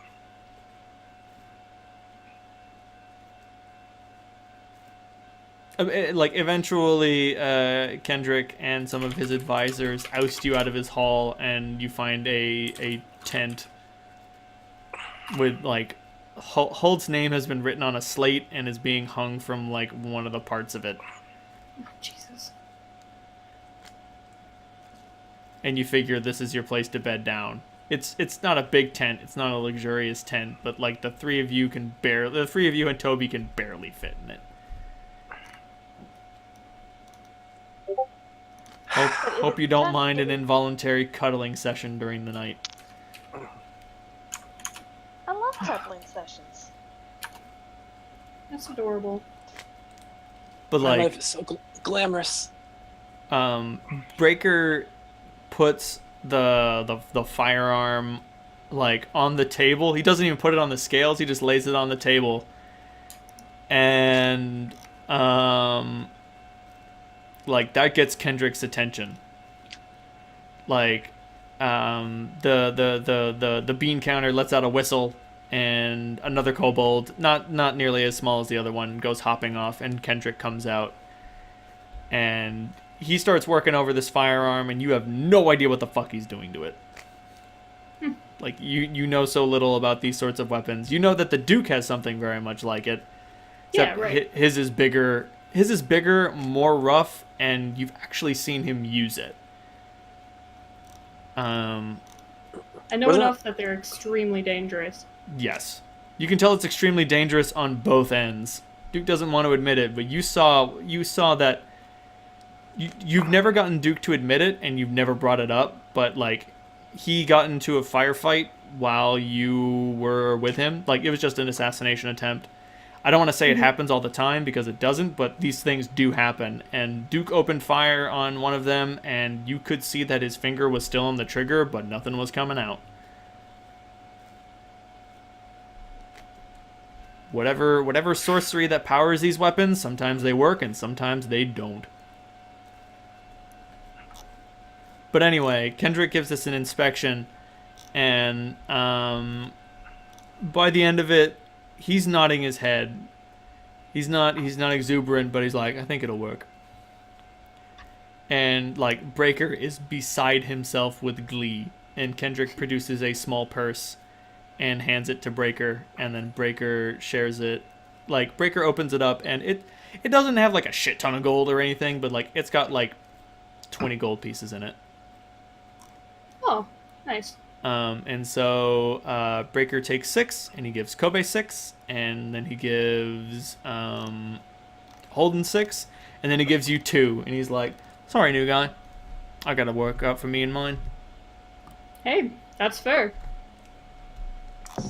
All told, you make another 4 gold pieces and 5 silver pieces between the scrap that you were able to collect. Yay. It probably would have been perfectly justifiable if you beat Breaker into the ground, too, for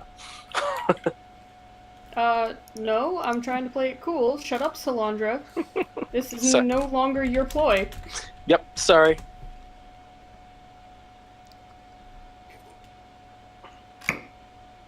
Awesome. Toss that into my little coin purse. Where did my tablet pen go? Where did it go? There it Where is. did it come from, Cotton Joe? Thank you. But yeah, like you the math is like beginning to check out in your head. Like, that image shows a cart that is just like filled with rocks, but imagine that filled with trash and metal and garbage. That cart was worth overall the same as that firearm.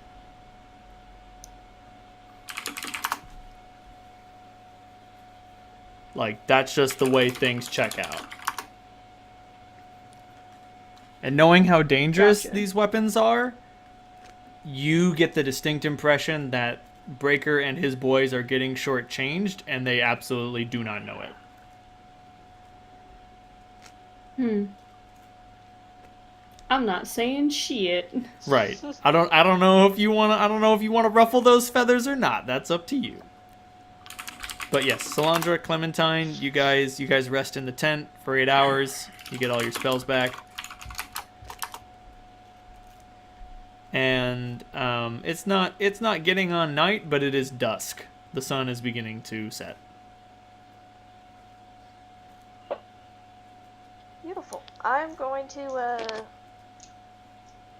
wake up and immediately cure moderate wounds. Doodle-doo. Cast those Okay, spells. so it's 2d6 plus your caster level. 2d8. 2d8.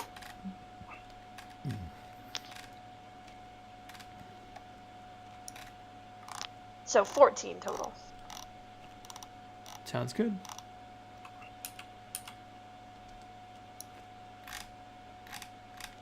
The Which is wounds much more- miraculously close, but you can still feel internal damage. Yeah. But honestly, I'm feeling pretty good. Did she get back points from sleeping too? Oh yeah, y'all regain a point of constitution. You all regain hit points equal to your constitution plus your character level. Constitution modifier, I should specify. Yep. Oh, sweet. I'm full up. Healing magic, it's a beautiful thing.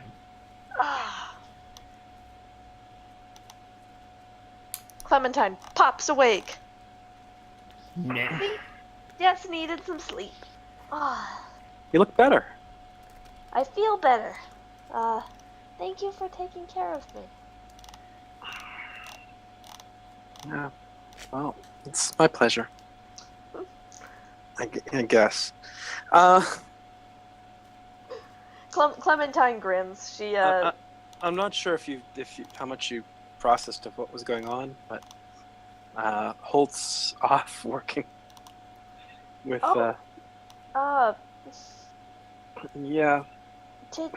Okay, was I hallucinating, or did they say they were going to go pick up milk?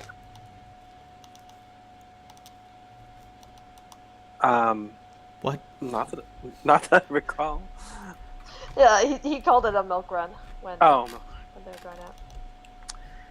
They're going to pick up trash. Oh, That's a big chunk of our economy here in this lovely district. We live off the fucking waste of District 1. Sometimes literally. ew.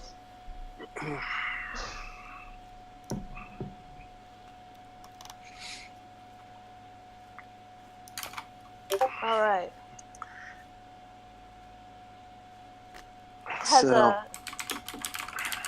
Has Holt gotten back to us yet?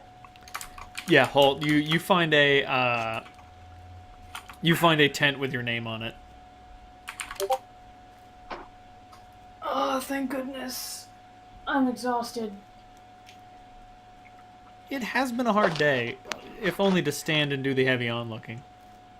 It's pretty heavy stuff. I feel pretty bad. Let's not forget the moral tax that you sustained. Right. But at least no one What- died. What exactly do they have you do? Oh, just pick through some trash. It wasn't that bad. Holt, make a bluff check. Solandra, make a sense motive check.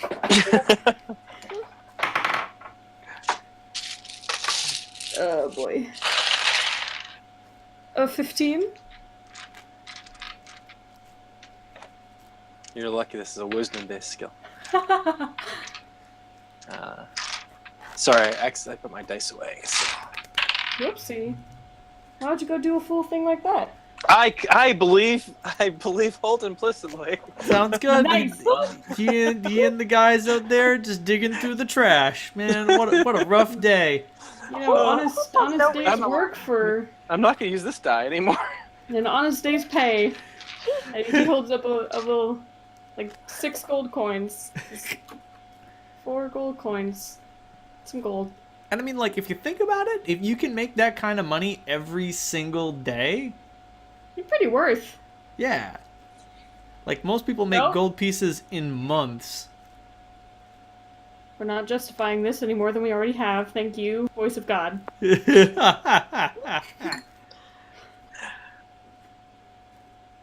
Wow. You look alright, Clementine. Yeah, I feel great. She hands you your cloak back. We have to mend those holes at some point.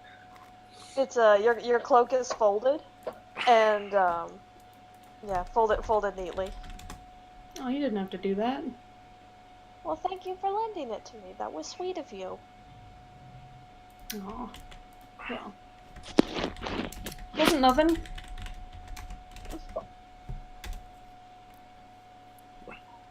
What? What is that? It's a spell. Cool.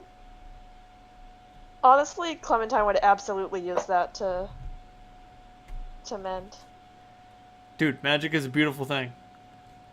Oh, it's level 0. Awesome. Yeah, man. Wow. Ooh, handy. And then, of course, there is everybody's favorite.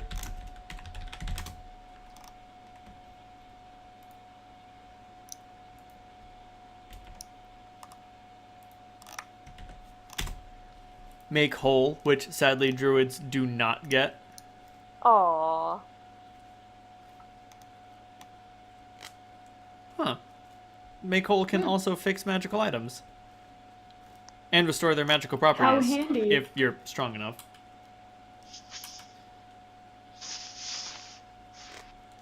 But anyway. Yeah, I noticed that Magus is missing from the from this list. You are correct. So, you guys are reconvened. What do you do now? Well, you've seen your. Well, do you think you can do it? Yeah.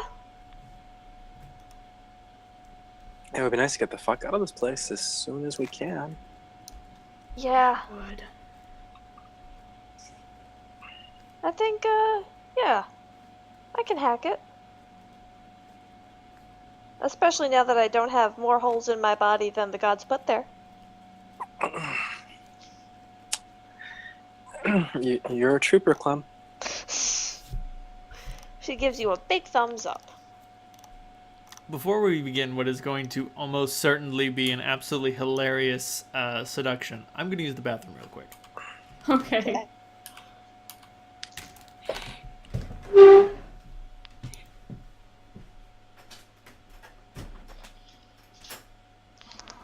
Hold on, I've been doing some tag work and I actually have the perfect thing.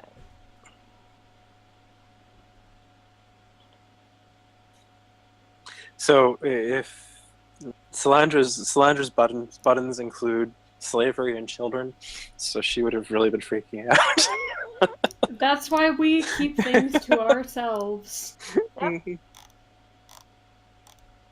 This is why we put skill into bluff, my children. Yeah, just that was a really good time for me to roll a 1. Yeah, it was. Listen, have I given you a reason not to trust me so far? No, you haven't. I didn't think I trust so. Holt with my life. Yeah, you do. Ah, drink to forget.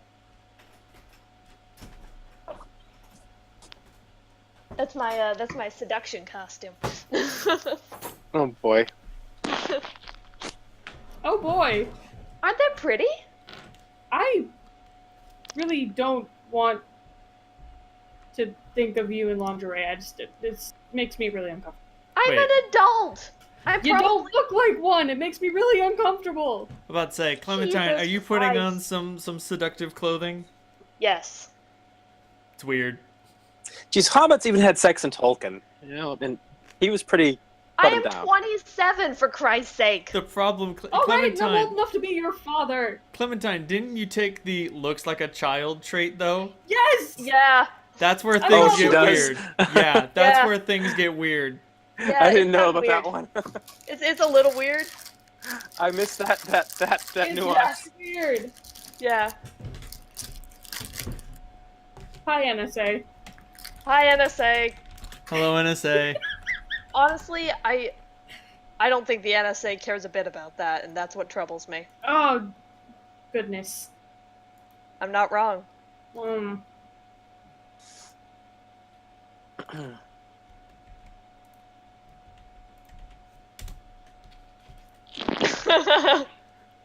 Things. Yep. Okay. Wouldn't have come up with this plan if I had. But okay. I was about to say, like, I thought that. Like, I thought that okay, you were aware but- of this. No. Sorry. Yes. When you presented it, like, as soon as you presented it, I was just thinking, things are gonna get weird, man. They're gonna get a little weird up in here. Anyway, No. so No. That was adult hustling woman. She is gonna put her hair back because when she doesn't have her like cherubic curls, she looks a little older. About to say, Clementine, I'm gonna ask you to make a disguise roll to alter 'Kay. your age category. Okay. Let's see. Did I take anything in disguise? I think I did. I don't know if disguise is okay, disguise is It still a is. skill. Does anyone have a disguiser's kit? Nope. I may actually. Hold on. Let me peek real quick. 'Cause I almost think I took it. And you will be getting a -2 on this roll because it is just a roll. I at do have a minus- disguise kit. It is just a roll at a -2 because you're just trying to make yourself look older. I do have a disguise kit. Awesome. You can take 10 or take 20 on this if you just want to work real hard. I'm gonna take 20. I'm gonna take my time. Sounds good. So you take about 30 minutes to get all gussied up. Salandra and Holt, what do you guys do while Clementine is getting pretty? I stand in front of the tent, blocking the entrance to it with my back definitely turned. Got it. I look in fascination and horror.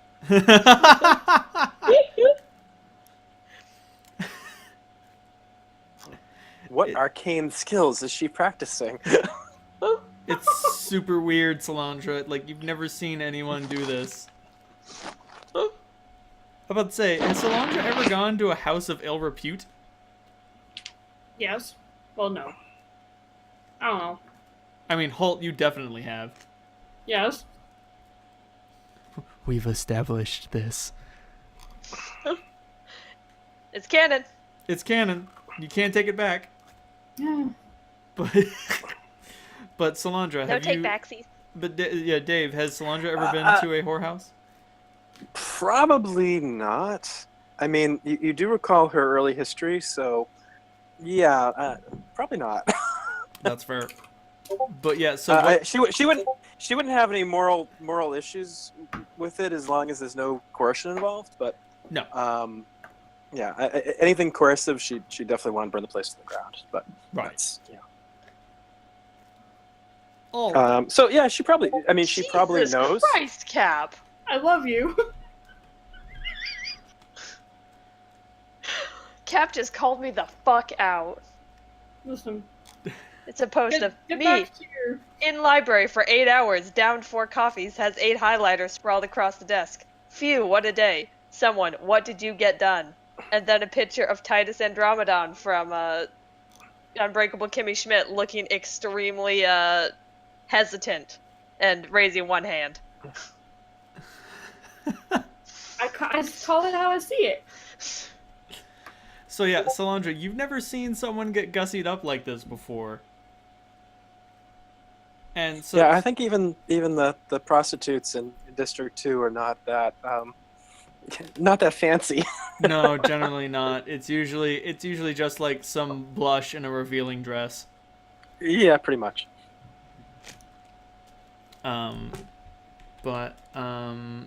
So Listen, Salandra, if you would like to turn into the bear, we can trade. Mm. That's not on my skill set.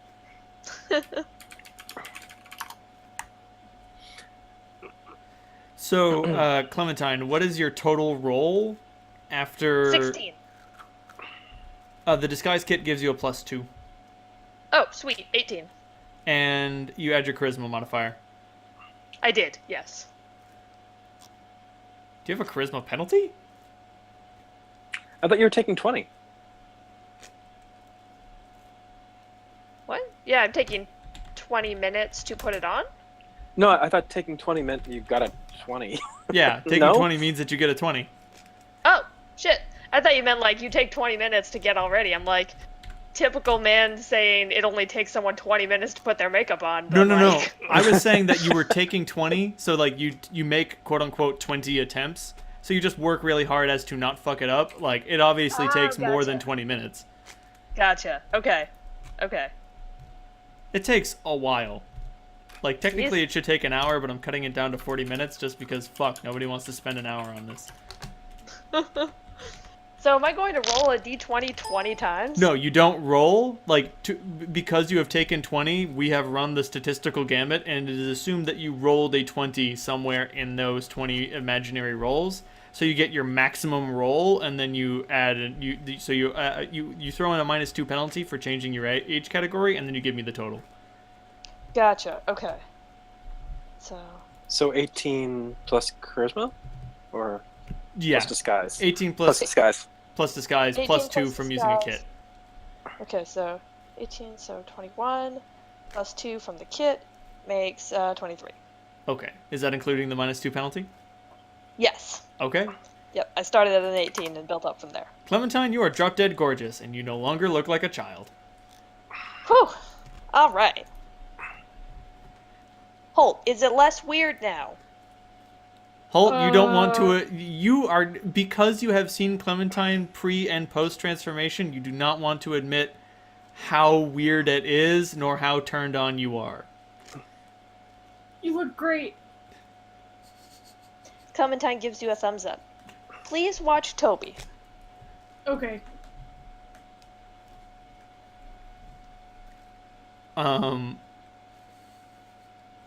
Holt, make a perception roll. Yeah. Who? Holt. 8. Got it. There's something going on amongst all the bandits. You're not really paying attention. It happened. I'm not. It happens while the this happened while Clementine was getting all gussied up. Oh, hot damn. Shit. Fuck. No!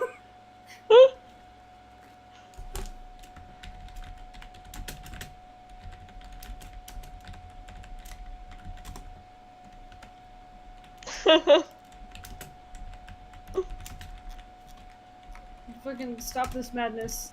Just go do what you need to be done. I'll stay here. I'll stay put. All right, I'll be back as soon as I can. It's getting weird. Yes, it is! It's pretty It's weird, getting yo. weird. It's so weird. Anyway,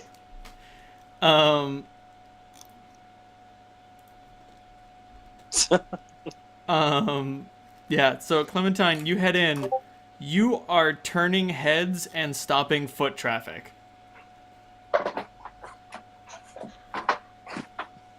I am going to walk with single-mindedness towards my quarry. Oh boy. Yeah, I see your eyes, and no, this isn't for you. Oh god. You are breaking hearts tonight. You are breaking hearts when you could be breaking banks. It's your choice.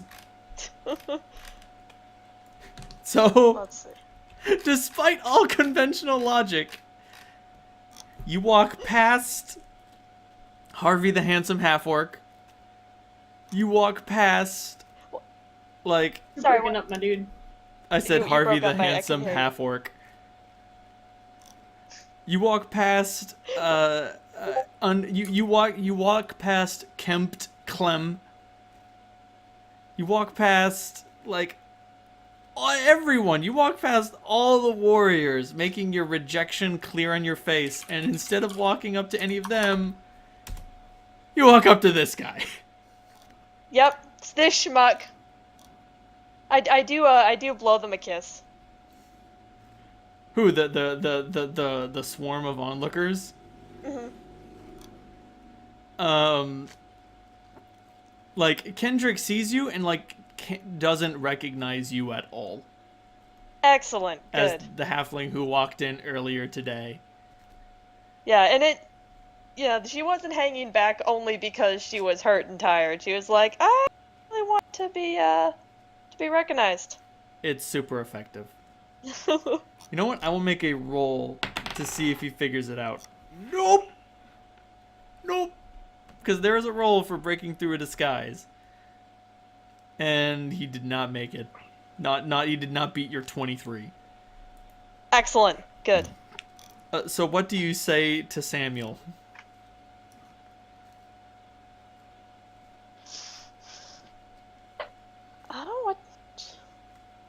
I just broke my own conception of the world, cause hey there, sailors, my traditional greeting, and there's no water here. Sailor is not a word in the vocabulary of these people.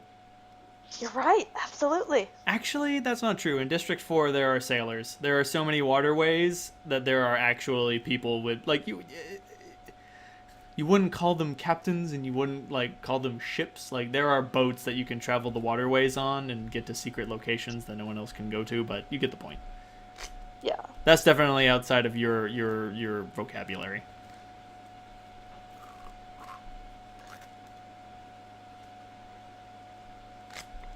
So what's your opener? How do you break the ice?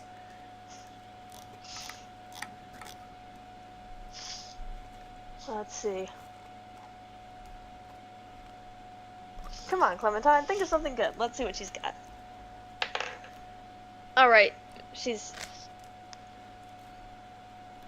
I am going to do something cool.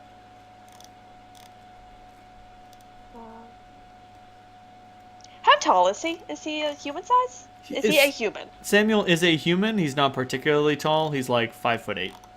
Okay.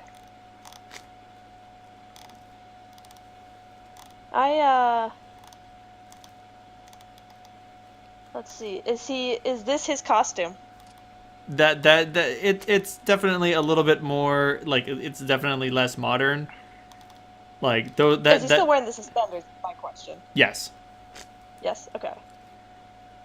I am going to hook a finger around his suspenders, and say. So, we're scavengers, and I've just spotted something really nice. I rolled a 2 to see how good her pickup line was. Sounds good. So it's like Samuel looks around, a consummate clown at every moment of his life, and he looks around and he's like, "Oh, you must mean me."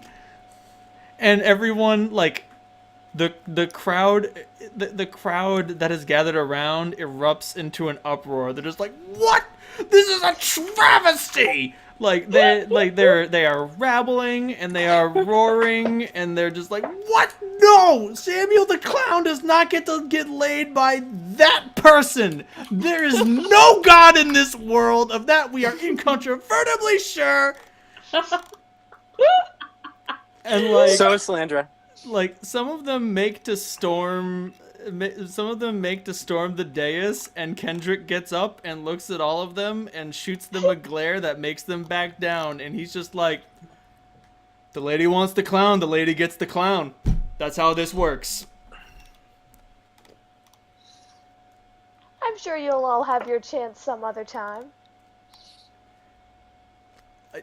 Like, you can smell the pheromones. You can hear the sweat dripping off their brows as they're like, "Oh God, will it be me next time?"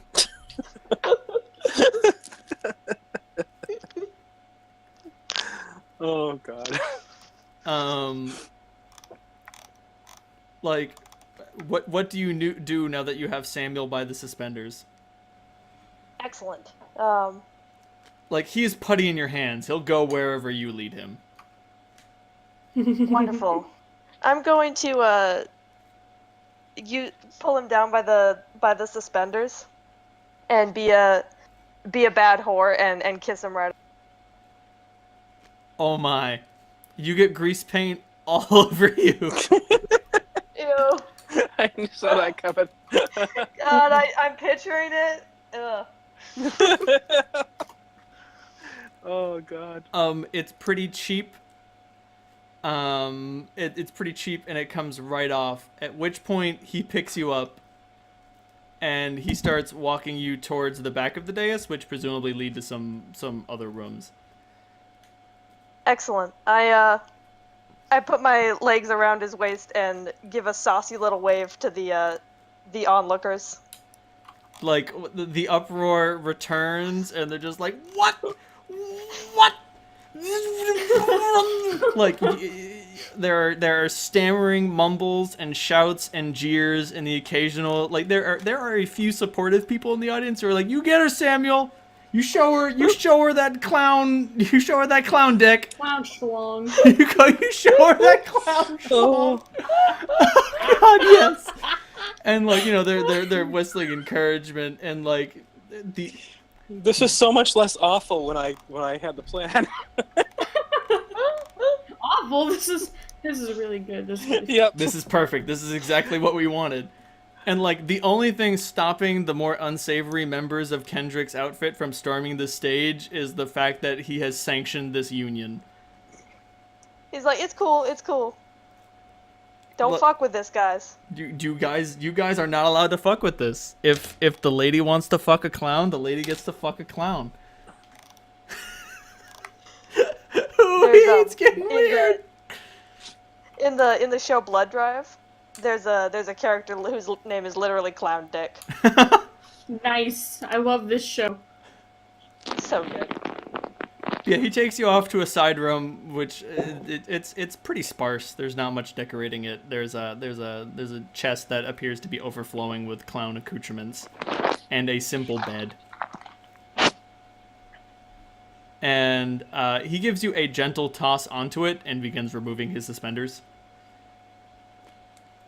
I hop up on the bed and take his hat off and put it on. Oh my god! This man cannot Doesn't get it like cover your whole head? Well, her hair is actually extremely fluffy. Good. Like this man cannot take his clothes off quickly enough. And when I say that, I mean that quite literally. Like, he is trying to unbutton the buttons on his shirt and he can't. Like, he's just That's the problem with clown clothes. It's so hard to get out of. And like, Here, let me help you. And I'm going to I'm going to divest him of everything. got it. That'll make my plan work. You remove all of his clothing. A Jeffrey Lee's this man is not. Did you know that Jeff Lee's could disrobe himself in under a second? What? Like, I don't remember under what circumstances that he proved this, but Zoe and pals were like, how quickly can you get undressed? And he's like, I can get undressed in literally under a second. And they're like, what? No. And like, he was like, I can do it. Yeah, somebody get a timer, and somebody got a timer, and like, he was able to pull his shirt off his head in one fluid motion, and then pull his pants down and take his socks with them. At which point he stepped out of his empty pants. He was thankfully wearing underwear at the time, but it's absolutely certain that he could have removed those as well. Had he wanted to. That was an option that he chose for modesty's sake not to indulge in. Yes, and just like, what? But yeah, it takes much longer, and you can clearly tell that Samuel is excited, both by the bulge in his non-existent under drawers, and just by like the tenseness in his body. So, is this an act, or are you do you like games as much in the bedroom as out? Ooh, I like games. What you got in mind? She let's see. Is he wearing a belt? He is wearing a belt. Okay. It's not much to look at. It is a simple cloth belt. Okay, cloth belt. Perfect. Even better.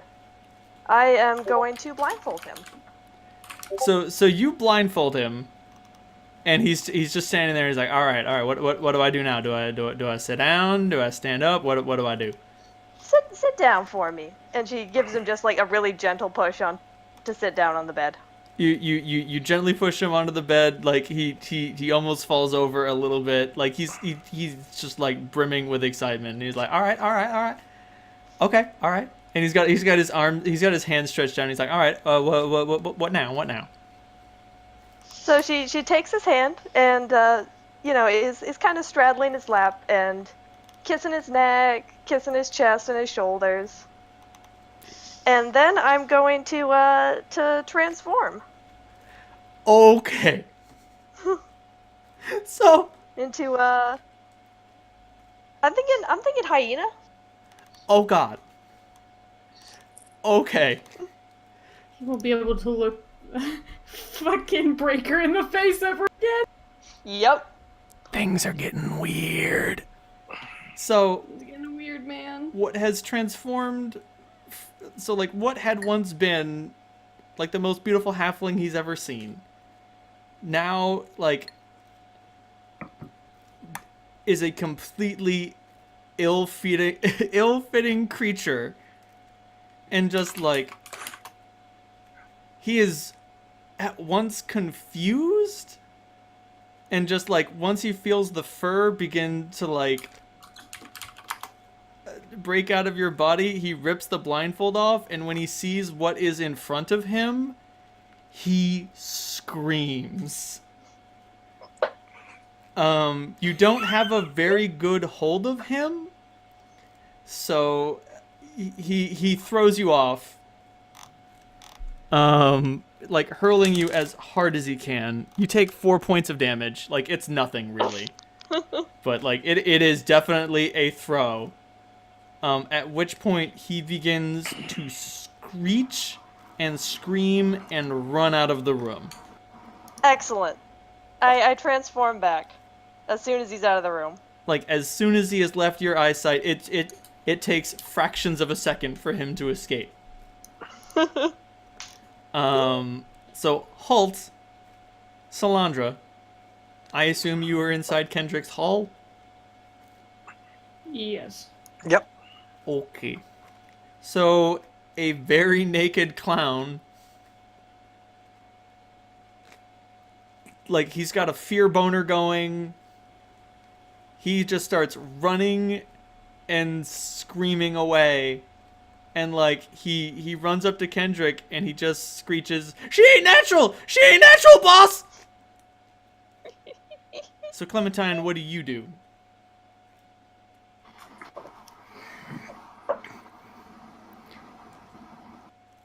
Holt does get to his feet, and it's as if, like, maybe something has happened and he might need to rush to his companion's aid, but he watches Kendrick, like, he looks to make eye contact with Kendrick.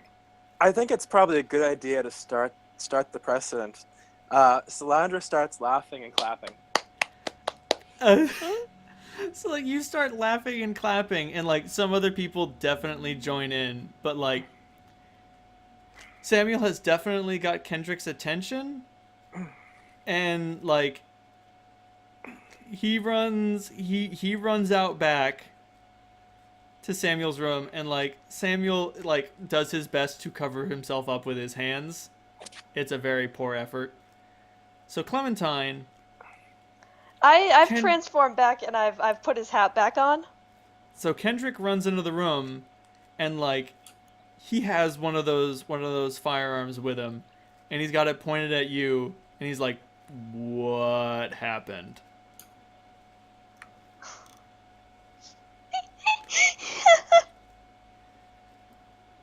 Are you laughing or crying? Laughing. Sorry. And she very conspicuously wipes her mouth. What did you do to my boy? He is evidently has some strange fixations. With what? He didn't like what he saw. I don't know how to put it. Make a bluff roll. Sorry, I got like 90 tabs open. So many tabs. So many tabs. Too many tabs. Too many tabs. Ugh. 19.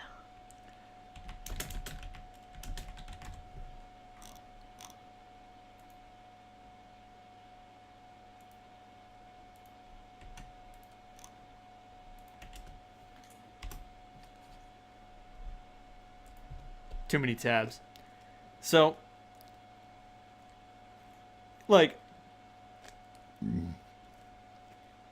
Oh, that's all my tabs. Yep. It's a lot of tabs. So Kendrick looks at you and says, "Didn't." So he gets this far, and then he just runs out screaming, and you didn't do nothing to him. I'm as confused as you are. Maybe he didn't like that I put on his hat.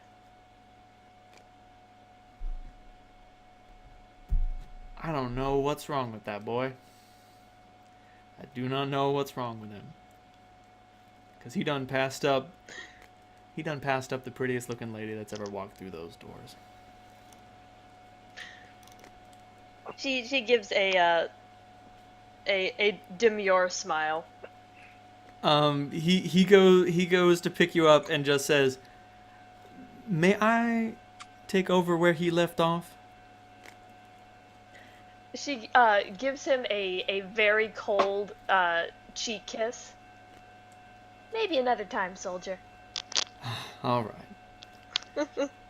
But he does pick you up, like, without your consent or permission, and, like, parades you out before He rolls everyone. with it. He parades you out before everyone, and he's just like, "Samuel, is this what you're so afraid of? Can't handle She a hops pretty down, lady?" sweeps the hat off, takes a little bow. And at that point, everyone breaks out laughing. Like, they can't handle it, and Samuel is just, like, humiliated. Yes. Like, like, when you doff the hat, he runs up and reaches up and grabs it and uses it to cover himself as he runs out back. This will be spoken and about. Clementine gives a... This will certainly be spoken about on a daily basis for the next few weeks, and probably, like, at some point forever, until everyone who has witnessed it is dead. Salandra has a life expectancy of around 1,000 years.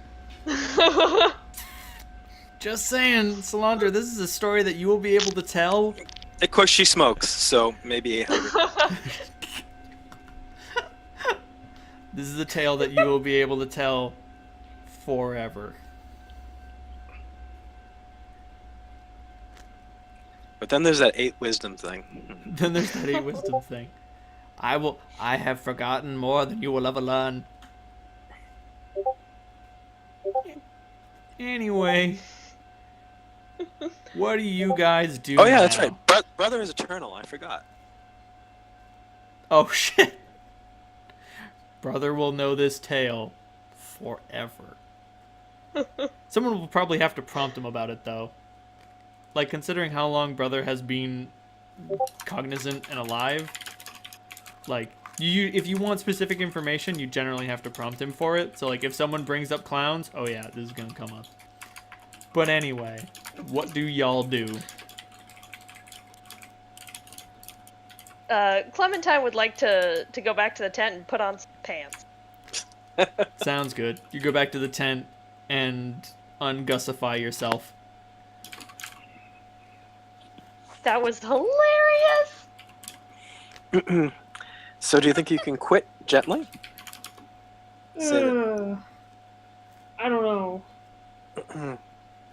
I'm not Best quite not to so good. burn bridges, so maybe say that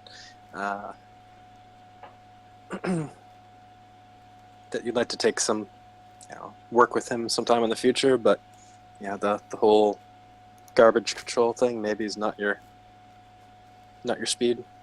Yeah. I think I can take care of it.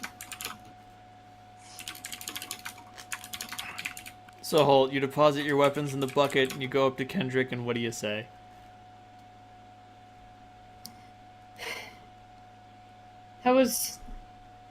That sure was something, wasn't it, Kendrick?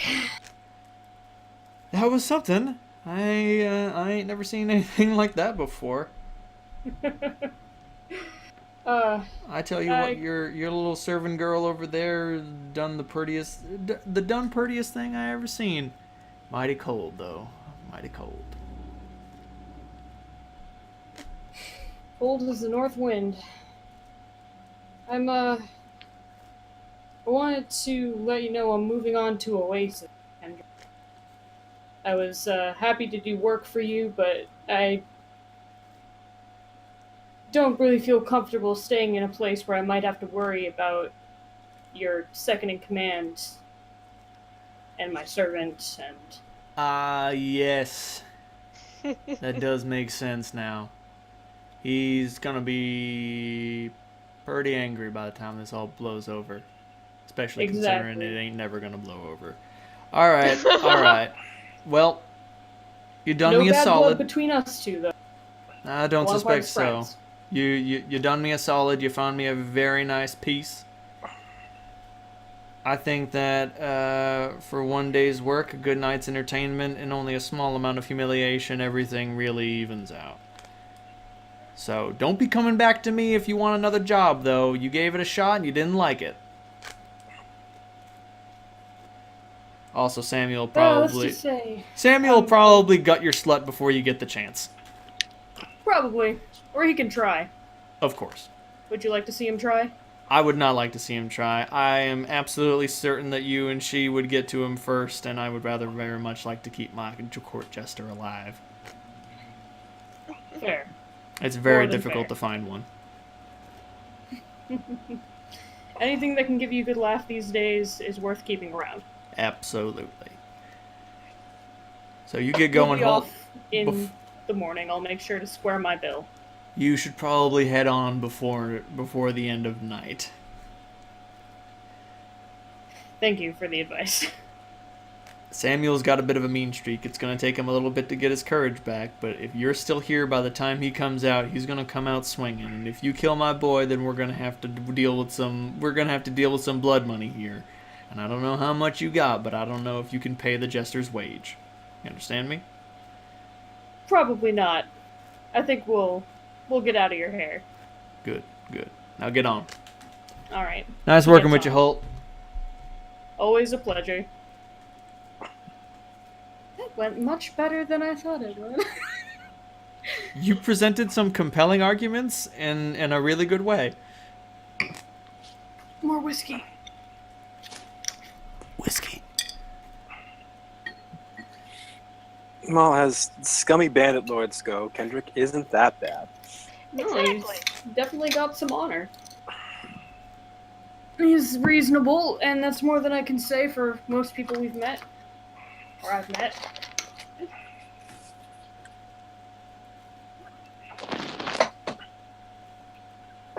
Would it be weird if I said that that was some pretty good work, Clementine? Thank you. That was hilarious. Yep. You know, Uh, if I swung that way, it would be really fun. But I can still taste grease paint. Oh god, There's your a look face of is horror covered on, in it. on Solandra's face as she tries to figure out exactly what you mean. Kendrick did say that we should leave sooner rather than later. That's a very good idea. So you guys head off into the night. They're able to spare some torches. Holt, if you leave 3 silver pieces behind, then that'll cover the cost of the tent, the cost of the food, and the cost of the torches. I'll leave a single gold piece. Sounds good. The kobold takes it appreciatively, makes a yip, and hops off. Listen, he was a very... Make sure we're wearing our sashes still. Yep. You guys square your sashes, dot your I's, cross your T's, and head off into the night.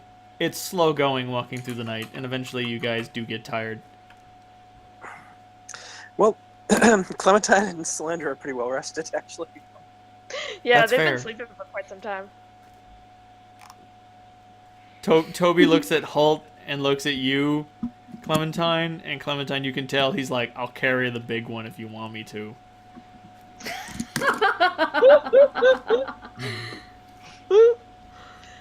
He's fine.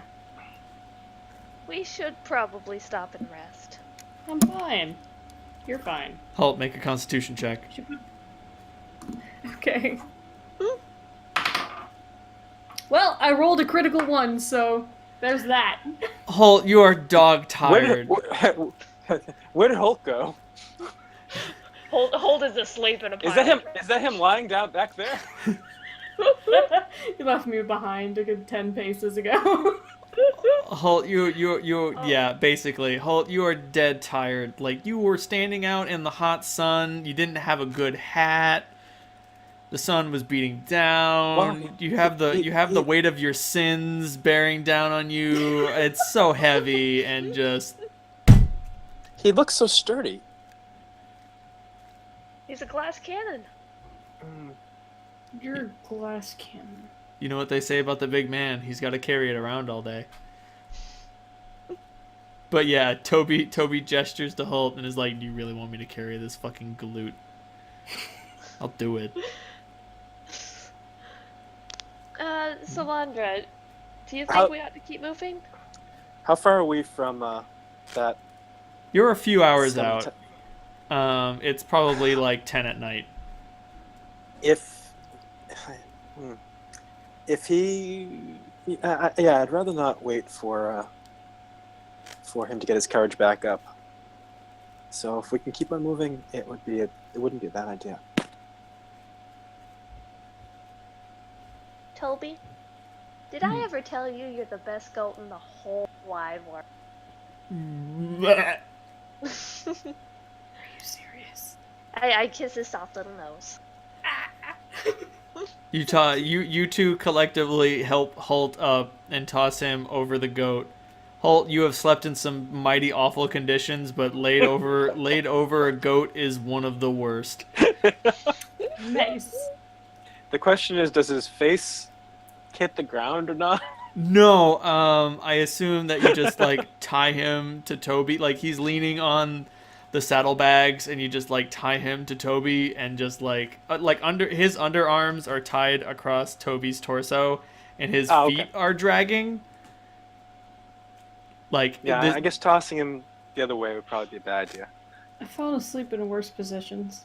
I'm about to say, like, this is, I don't know, I'm pretty sure this is like the worst way you have ever slept. There was one time you had to hide in a closet for 16 hours, and you had to sleep standing up and piss in a corner, and that was pretty bad, but this is awful. Nice.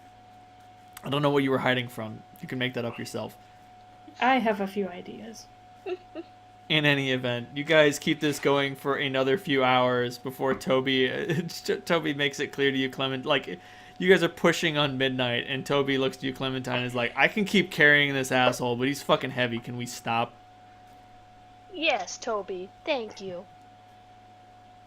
All right, we probably made enough ground. Brother, keep an eye open. My eye analogs are always open. Oh, stop boasting. Absolutely not. You are incapable of making me do that. Ping. Brother grumbles. Ping. Are you throwing rocks at him? No, I'm flicking my fingernail against it. Ping.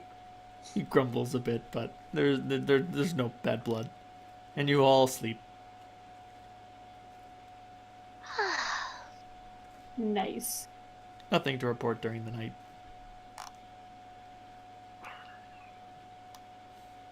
What was that jerk's name, the clown? Samuel. Samuel. Samuel. Okay. To write that down.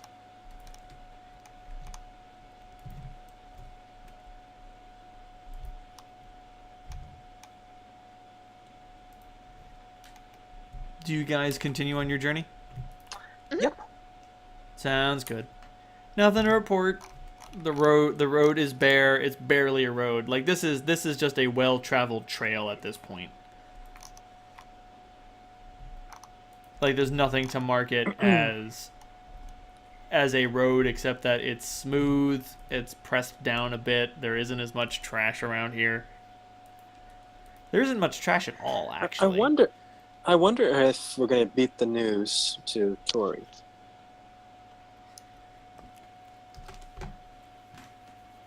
How fast does word travel across the sands? Either very fast or very slow, depending upon the day.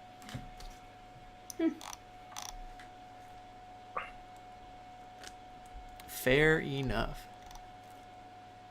You guys keep heading out. It doesn't take long before... Shit, what was the name of the shithole that I named the town? I don't even remember. Basically, shithole. Got it. That's what Salandra calls it. I think it was like Scrabsport or something. It was awful. It was definitely Scrab in there. I remember that. Scrabscrit. I don't know. Fuck it. You get the point. Scrab. Scrabs. Yep. You show up.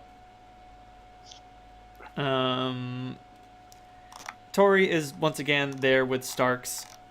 They're having some sort of conversation, which is especially strange because Stark cannot speak. Yeah, Tori really talks enough for 3 or 4 people, let alone 2. You're absolutely correct.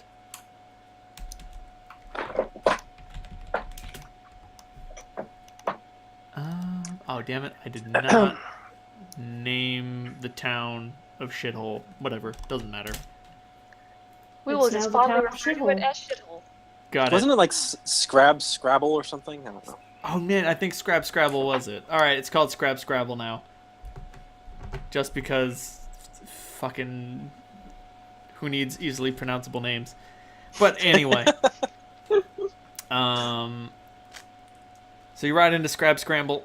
You approach the tavern, which name also escapes me. It is also irrelevant. And Tori sees you enter and simply says, "So, job well done or not?" Problem solved.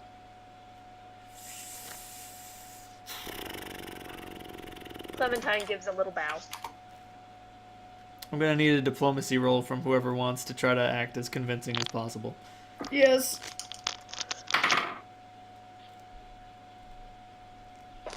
I can do this. A 17. That's pretty good. Tori shifts in his seat in a little bit and he's like, "All right, you better not be jerking my chain or else, I'm gonna have to have Stark here rip your arms off." Tori, how long have you known me? Like, I'm a lot of things. Am I a bullshitter? you're not a bullshitter. You're a fiend and a scoundrel, but you ain't a bullshitter. All right, I'll give you that. All right. Okay.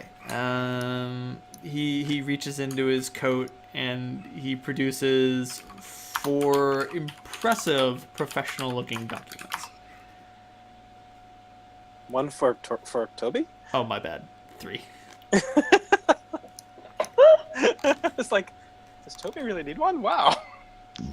No, you know what? There is a 4th document. It's a pack animal permit. Excellent. And he's like, "All right, 1 for each of you. Don't go flashing these things around too much. They're good. They're made real good. But a trained eye might notice that they're fake." Got it. Anytime you recommend approaching the gate where there's cooperative people might be working? I mean, Or if you get there early, stupid works too. ooh, all right. Well, if you get there really early in the morning, that's a big shift change. So, and generally, if you can get there before the shift change, the people who are there are really tired and don't want to be there, and they'll probably just let you through without too much hassle. That works for me. All right. I'm a morning person anyway. So, one thing, Tori, is Samuel's going to be really, really pissed off for probably a really, really long time, and he might try to kill us. But just so you're aware that. But that should speak to the quality of the humiliation we delivered. Tori shrugs. And if he gets wind of the fact that we visited here right after, he might put 2 and 2 together. So, Yes. What? How did you find that? oh What the man, fuck? Roll for clown Yeah. humiliation. man. If I can, I'm gonna make that the frame on this video. Good. Oh, Holy shit. No, you can't say I don't do anything for you. These memes are hot. Tori pipes up and he's like, I ain't gonna send him your way. You guys done me a solid, and if he wants to try to push me around, you'll see that that ain't gonna fly. Right, Stark? Stark cracks his knuckles in a menacing fashion. all right. Well, stay careful and stay out of trouble for a little while. Hey. You three have fun. Salandra, if you see a tree, tell me what it's like. I remember them from when I was a kid. Wild. So do y'all head out, get some supplies, and move on? Yeah. They have these weird deep voices. What? And you're off.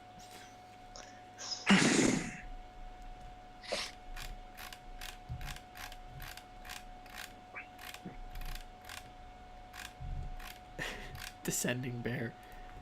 It's about 2 days travel from the Hall of the Bandit Lord to the main gate that leads to District 3.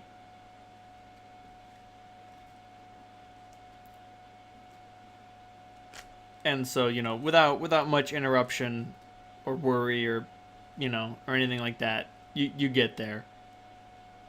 Nights are spent, words are exchanged, songs are sung, but nothing of note happens. There are other travelers on the road. You exchange meaningful nods and maybe some gossip, but nothing more. And you get to the gate, and it is small. Did we time it correctly? We are trying to get there just before dawn. Yeah.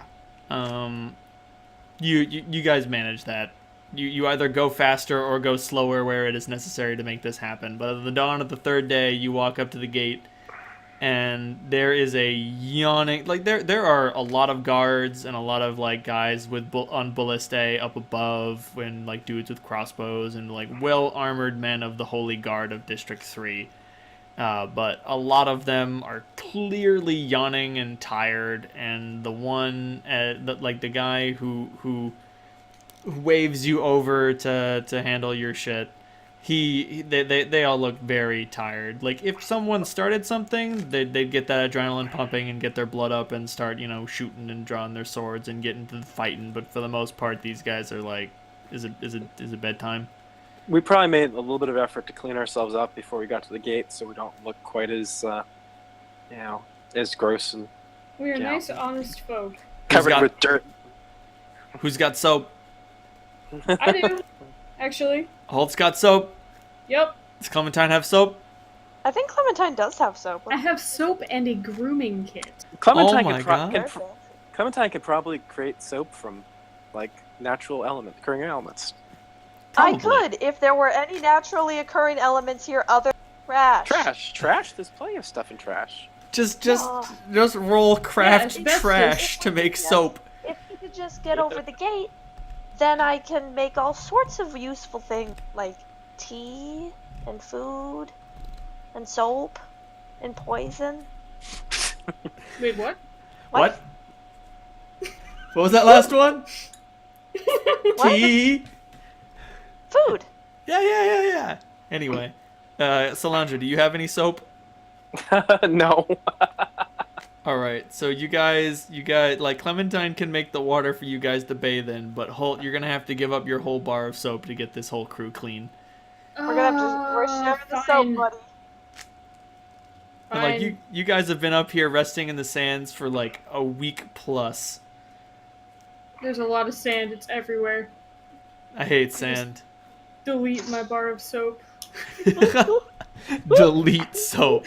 Your What's this filth thing? eats this soap. Solandra, like, no joke, this is the only time that you've seen soap like this. Like, when you were at Aziz's, there was definitely a bathhouse, and there was definitely, like, the water was We used soapy. oil and trickle. Yeah. I think the closest thing you get is, like, salt rock. Like, you can use that to, like, scrub your body. Rub It's your not great. skin. But, yeah. It smells funny. In any event, you guys look Clean. way better than normal. When you get to the gate, the guard is like a sleep like. This is the guard is has elven features. Might be an elf, might be a half elf. You're not sure. And he's just like, "Do you have anything to declare?" I kind of like, make sure that one of my ears at least is visible. Travelers District 3, present my papers. Takes a look at it and he's like, let me see all those, just real quick. I make sure that Clementine gives up the pack animal papers. Yep. And like he looks through all these and he's like, "Yep, they all look good. I just gotta check your shit real fast and make sure you're not carrying any bombs or something." I, And like, he checks through Solandra's things and doesn't find anything of note. He looks through your backpack and pulls out the Giant's Heart potions. And like, at another time on a different day, he might call this in. But he's like, "What sort of potions are these?" healing potions, ran out of good bottles. And like he scrutinizes the bottle and he's like, "Yeah, good enough. Fuck it." And he digs through Clementine's shit and he takes out the mushrooms and he's like, "What are these for?" Tea. Oh. What are they called? They look kind of tasty. They're a bit bitter. You usually use them like alongside stuff. You know, like when you make a really tea and you put much honey in it. Yeah. You just shave off a little bit of this and put it in, and it evens your tea out. And it's also really good for your digestion. So please don't eat one all at once, or you'll have an unpleasant afternoon. Clementine, make a bluff roll with a +2 bonus. Everything you are saying is absolutely true, but you did not answer his question, which is, what are these called? Let's see where's my... But your fast talk was fantastic.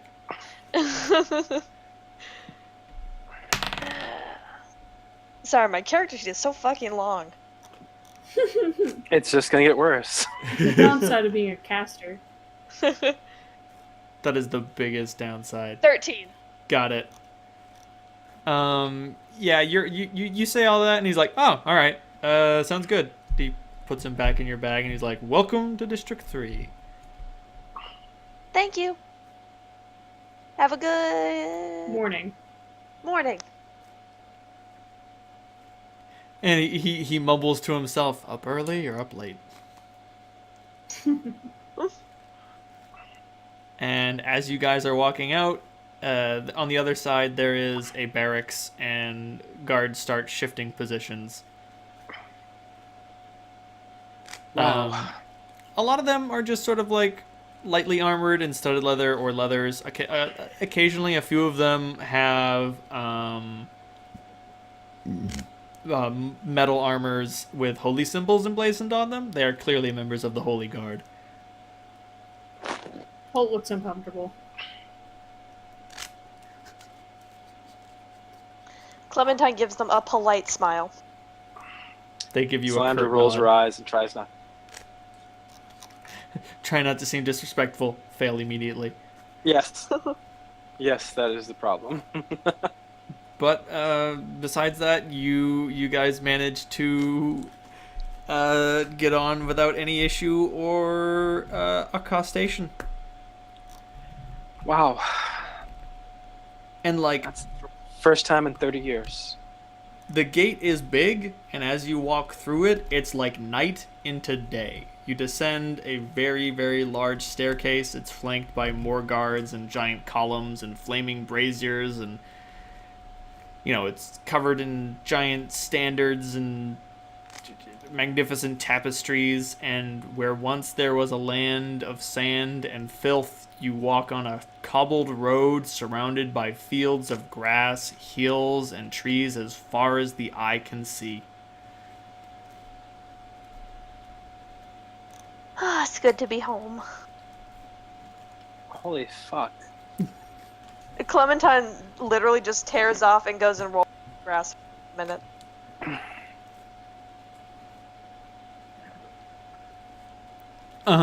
As you do that, one of the guards says, "I know the feeling," before moving on. Who said that? Just some guard who saw Clementine doing it. Hmm.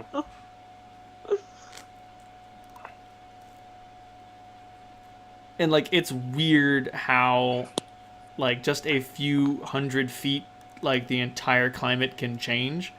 Where once there was whipping winds and ceaseless heat is a much more temperate weather. Cold Doesn't here. Like it.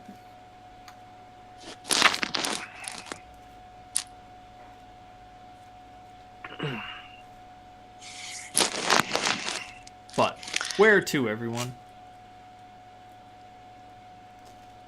Well, That's an excellent question. where do we go from here? Well, what's our objective? We're looking for Helgak, aren't we?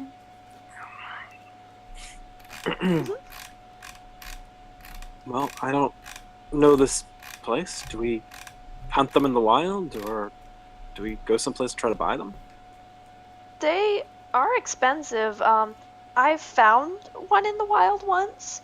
The problem is that they're so valuable that if you find them on people's land, they will accuse you of poaching. So it might be easier for us to try and buy them, but they are very expensive. Yeah, Yeah, you I could think you could grab buy some them in round High Farm at auction. You could buy them from Wind City. You could go to Armstrong. You could get a job somewhere. You can go to the wilds and poach them. It's really up to you.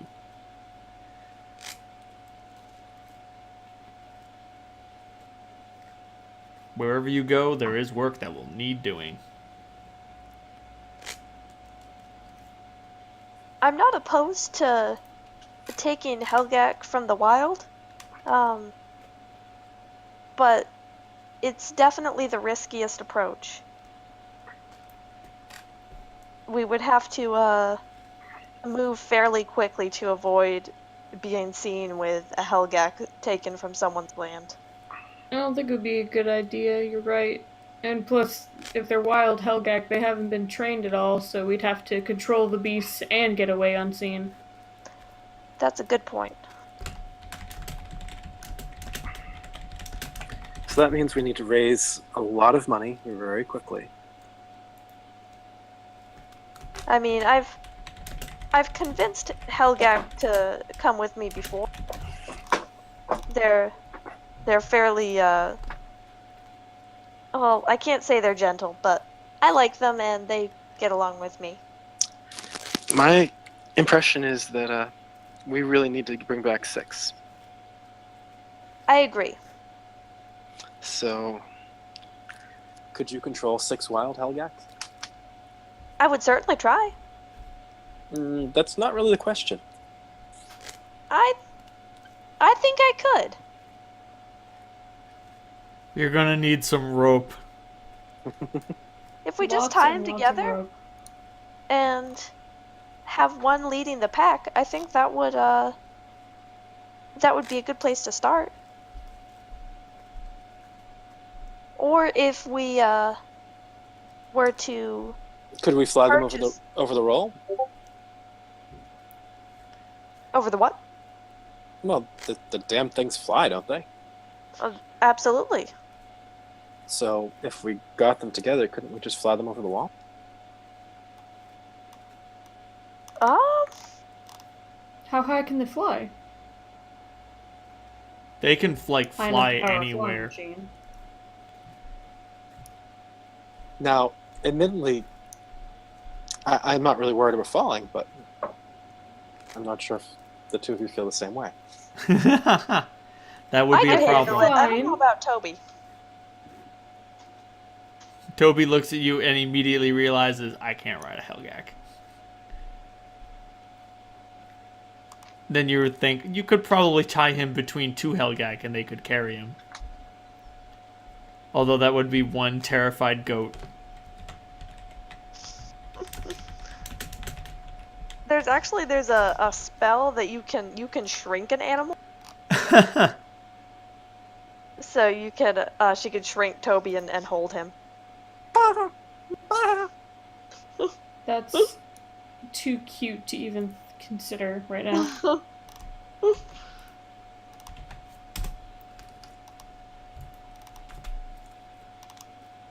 Wow. Yes, are you guys heading That's Wild exactly Words? What it would look like. Are we heading where?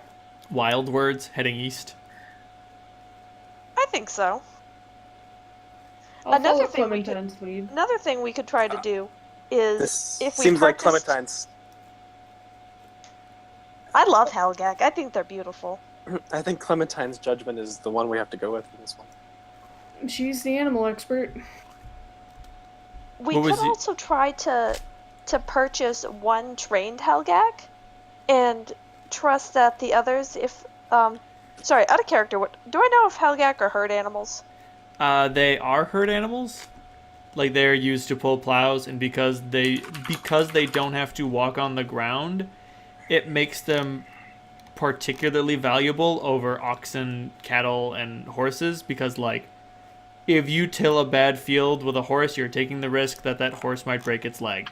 If you are tilling a field with a particularly bad field with a Helgak, you are taking no risk at all. Cool. So if one highly trained Helgak were to take the lead, I'm pretty sure the others would fall in line, especially with my encouragement. So that's just a possibility for us. If it looks like we can't get our hands on a whole herd at once, I don't think it would be a good idea to take them all from the wild. We should maybe try to see what we can do to get ones the honest way and then grab some wild ones on our way out. I don't know. All right. Well, how do we raise that amount of money honestly? There's always something that needs to be done in Wind City. If you were particularly City? desperate, you could get through the graveyard and go to Armstrong. They always have something that needs to be doing, especially considering the graveyard. Well, I don't know what the going rates are around here, but if that's the place to go, then let's go. Clementine, you had to bury one of your aunts in the graveyard. It was one of the scariest days of your entire life. Oh, yeah, let's not go to the graveyard unless we can help it. And by help it, I mean as a last resort. Absolutely last. Oh. So Wind City? You guys will love Wind City. It's beautiful. It's pretty beautiful. It's alright. It's fine. It's average. It's about 2 days travel to Wind City. I'm not you- sure where I would have traveled as a child, but if it's a place where elves are found, I don't know where my mother's from initially. Got it. If you came through District 3, you definitely went through Wind City. You probably don't remember much of it. You just remember that it was a really, really big town. You remember, like, clinging to your mother's side, like, going to the inn to stay before she moved on to District 2. But, yeah, most of those memories are really jumbled. Just shouts from hawkers and, yeah. Just a lot of people, like more people than you were used to.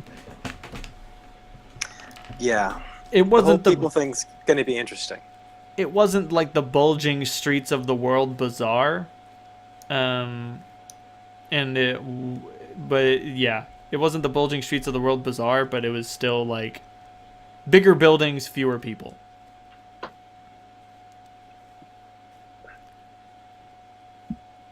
Well, lead the way then. And the buildings had All right. arms? It's weird. What was that? The buildings had arms. It was weird. Okay. But you get to Wind City unmolested. Nothing to report. You know, District 3 is probably the safest district in the entire city. Yeah, you get to Wind City. You approach its magnificent gates and walls. And, like, every tower along the wall is dotted with a windmill. And Solandra, you realize, oh, that's the arms. Those are the arms that the buildings have. That makes a lot more sense now. And all the windmills like slowly turn, giving the city what power it needs. And as you walk through its gates without much aplomb or ado, it's a gigantic, sprawling city filled with a most diverse cast of races. Far more. So Solandra will shamelessly gawk for a moment, and then realize that she's shamelessly gawking and look sullen and disinterested. I mean, like, Holt, you kind of fit in. Like, you've How got much fucking money is there in this place? This is Oh, God. ridiculous. so much money. Like, Holt, you kind of fit in. Like, you definitely look a little run down, but you know, worse hedge knights in worse garb and situations have walked through here. Solandra, you stick out like a sore thumb, Yep. cause you know you're from fucking District 2 where everything is trash, and you have a sword that looks like it was chopped out of unreality. How can these people live like this? When people live the way they do, 100 miles away. This is fucking ridiculous. They have no idea. They don't bother themselves with what's on either side of any wall.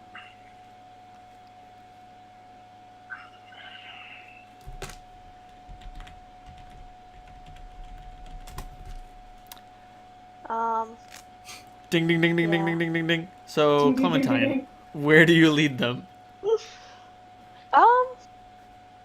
Let's see. You decide. I'm gonna run to the bathroom. I'll be right back. Okay. I've consumed so much alcohol. Nice. So I know the stables that have Helgak. Yes, Okay. I think we So I would go. figured out how much Helgak cost based on warhorse prices. Okay. Because we're talking about a flying warhorse. Oh fuck, fiendish heavy warhorse trained. Mother of God. No, I want heavy horses from the goods. Animals and animal gear. There we go. Huh, a riding elephant weighs 5 tons and it costs 1,000 gold pieces. A mastodon costs 2,000 gold pieces. So a heavy combat trained Hellgats horse... are 5 tons? No, I was saying that was an elephant. Oh, okay. Sorry. It's like, wow, they're much bigger than I thought. Hellgak do weigh a lot. They weigh like 1,000 pounds, but like they just float. So yeah, like a heavy horse costs 200 gold. So like a Hellgak would cost 1,000, and a trained Hellgak would cost 500 more. But that would also mean that it was ready for battle and would not get spooked by like anything. Okay.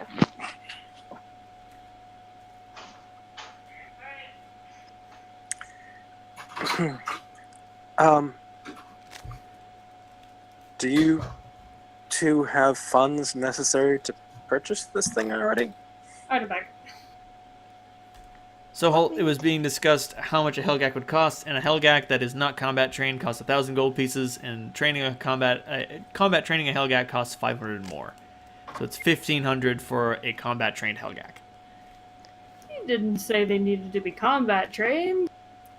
They didn't, but you know it's hard to keep. It's hard to keep a wrangle on non-combat trained Helgak. If something goes wrong, they're gonna start fucking running. And they can run pretty far. They can fly pretty far. Like that's the big problem. Like Salandra, you will be uniquely capable of wrangling these things because you can also fly. But if they get too far away, those motherfuckers will be gone. Yep. Huh. And I mean, like you can try and tie them to something, but they will probably be able to float away with it, unless it's like a well-rooted tree. Like if you tied 6 of them, it's brilliant. Yes. Like if you tied 6 of them to a well-rooted tree, they would just start floating away with it, and like one of them could easily carry Holt away. I know, I was kidding. To say like, girl, don't make me fly away on this Helgak. I'll do it. I'm a madman. I'll do it. I deserve it. But yeah. I can afford 1 Helgak. Holy shit! Really? If I throw in everything that I've saved up that isn't directly tied to the farm. I can, if I cash in some valuables, afford 1 untrained one. Oh, you guys are way more affluent than I am. That's I because you couldn't have to. afford half of one. That's because you get blackmailed into doing jobs. Shut up, Salandra.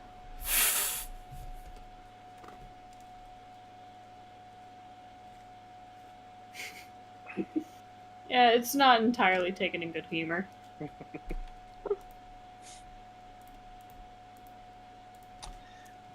Let's see.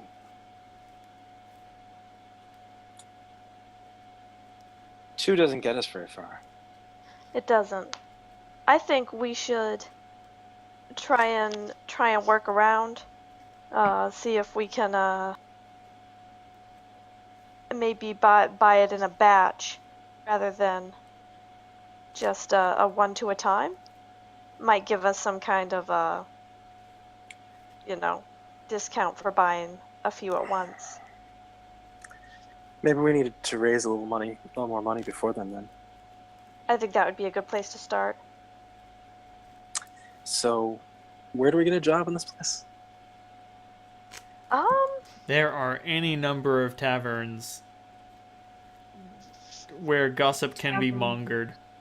It depends Bounty on boards. what you want to do. I primarily made all of my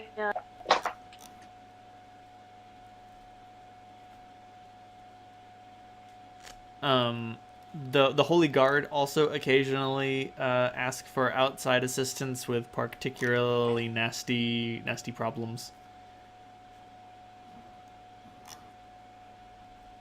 How well do they pay? They usually pay pretty well. But the problem is, like, if you're working for the Holy Guard, you're dealing with something the Holy Guard can't handle. Which means, holy shit, watch your ass and your elbows. This thing will fuck you up. Yeah, I'd really rather not work for the Holy Guard because they never tell you the whole truth about what you're getting into. Only that they don't want to do it themselves. Hey, that's not their fault. That's usually because they don't know the whole truth. They kill monsters. They don't gather information. Why gather information when you have divine providence? Right? Who's this Armstrong guy you were talking about before? Armstrong's a place. Oh. It's Yes. another city across the graveyard. Oh, I see. It is dangerous to get there. It's a beautiful, beautiful city. Across the graveyard? What do you mean by that? Yes. This is a graveyard that's big enough to not go around? Does anyone have knowledge history? I have knowledge history. Maybe? I'm back. I do not. Sorry, what are we looking at? Knowledge history on the graveyard pitch. If you have knowledge local, that will also suffice. Oh, sweet. I mean, if you have knowledge local for District 3, which Yeah, you I don't hold. my history knowledge is not up to the task. I got excited for a second. I let the die fly. I'm gonna think about it real hard. I have no idea. I got a 3. I was there when I was like 8. You know Sorry, that the it graveyard freaked me is. the fuck out. You know that the graveyard is really big and really spooky. Yeah. They say that the dead Let's- rise yeah. from it and occasionally wander into other towns, and that's why every town and farm needs to have a big wall. Yeah. Ugh. Well, yeah, we don't have very many undead in District 2. That's one good thing. Just ghouls. But say, I think you saw one ghoul once, and it got cut down summarily by one of Grubb's golems. Like, it wandered into Oasis, and people were like, "Oh fuck, what do we do?" And a golem just like showed up, pulled it apart, and it like turned to dust. And then it said, "Nothing to see here," and then went to go fetch a broom and dustpan to sweep it up.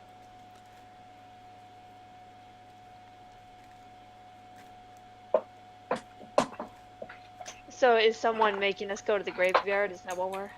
No, Holt. Oh no. Holt proposed that you go to Armstrong to search for a job. Oh. Oh no. I had asked about Armstrong because you had mentioned Armstrong earlier. Yeah, Solandra thought Armstrong was a person. Right. That was clarifying. And then Solandra was like, "How big could this graveyard be?" And Clementine, your only inclination is huge. Big. Very big. Extremely big. I don't think we could walk through it without having to camp, and that scares me. You are correct. It is too big. Well, I suppose if we can have junkyards the size of a district, it makes sense you can have graveyards that are a good chunk of it. What a fucked up little world. We have, in the past, I've worked with some of the local... She kind of looks around. Apothecaries, providing,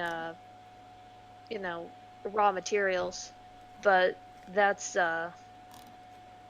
it doesn't draw a enormous paycheck very fast.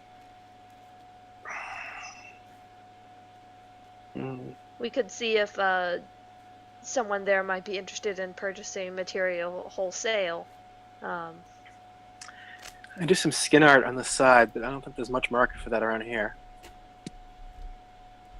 I mean, when all else fails in this rotten world of ours, there's always someone else who wants someone else hurt. Oh, yeah, I do that sometimes too. And that's what I'm here for.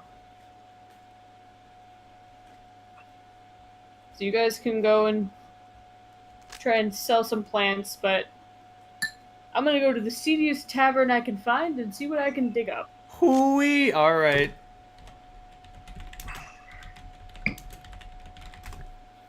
How seedy taverns even get in a place like this? I mean, Wind City does have its darker districts. When you get close to the political wards.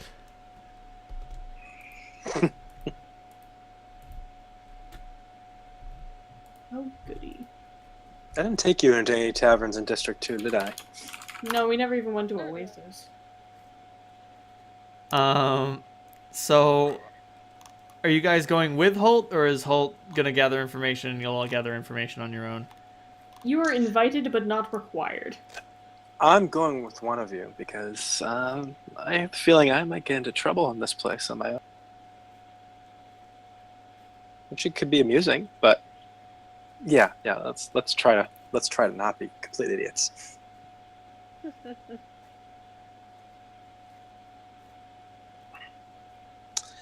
Well, Clementine, you're good on your own to visit the apothecaries. Yeah, I know these guys. I'm probably a little bit more suited to the leg breaking side or leg frying side. Yeah, let's see what we come up with and meet back here. Okay, Holt, I guess I'm with you. All right. Excellent.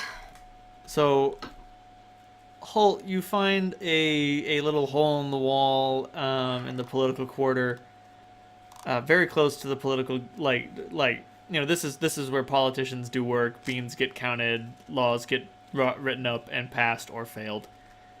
And This is what you think of as a seedy tavern? Okay. Listen, this isn't District 4. This It is has- District 3. It has a ceiling. Most places here do. It's just something you get used to. Congratulations. like the sidewalk has a carpet, and there are both well-to-do gentlemen and hard-looking women around. Like, there is one group sitting at one table who are obviously soliciting jobs of some variety, and like they are all women, 3 elves and a human. And like they look problematic. Like even the black cat that is next to the one with robes has a sinister look on it.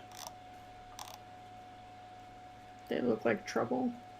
They look like both above your pay grade and like awful people. All right, moving along. Like Some things they are will just too difficult. they will smile in your face while they stab you in the back. Don't need any more of that right now. Got it. I mean, there's probably someone else you can solicit to business from, but I'm just giving a general idea of the atmosphere of the Hunter and Chalice. This is a place where a politician can come get lunch and ask for someone to be eliminated. The Hunter and Chalice. Nice. Mayor would love this place. They'd eat him alive. It'd be fun. But if you would like yeah, if you would like to opt for a different tavern, you're more than welcome to. This one will do. I'll at least scope out the prospects. A lot of work that Holt has been able to find reliably in the past has been with merchants, where he stands there and looks tough in exchange for gold, escorting, usually. So, the easiest way to find one of those is to find someone who looks out of place in such a rough and tumble establishment as this. Can I do a perception check to see if anyone fits the bill? Make a sense motive instead. Alrighty. I can do that. Well, I mean, in theory. A 12. If that's possible for Solandra, given this is alien circumstance, I got an 18. We'll take 3 off that, Okay. just for like a cultural penalty. So actually, it's 16 with my miserably +1. Sounds good. So It's mainly from brother giving me alertness. So thank you, brother. You're welcome. Thank you, brother. So you guys enter, and there is someone sitting at a table with like fanciful garb. Like, you know, his shirt has accoutrements and like little pointless doodads and bells. But when he catches your eye, Halt, he taps the table twice, and you sort of don't catch it, but then Solandra like points it out, and you're like, oh, he is soliciting us. Gotcha. Alright, I'll motion for Solandra to follow my lead. And I guess we'll join him at this table. she gives you a half smile. You two don't seem like you're from around here, are you? Won't say we're new to the district, but we're new to this particular establishment. Ah. Do you know much about the political machinery of Wind City? Not exactly my style, but when you're looking for work, you look anywhere. It's like 1,000 gears screaming out for oil. grinding day in and day out, longing for succor. I want to provide it a piece of that. There are some people who grease the wheels and some people who block the wheels. And which are you? I prefer to grease them, sir. Hmm. And unfortunately, there is someone who is grinding my gears, literally and figuratively. And figuratively. Tell me more.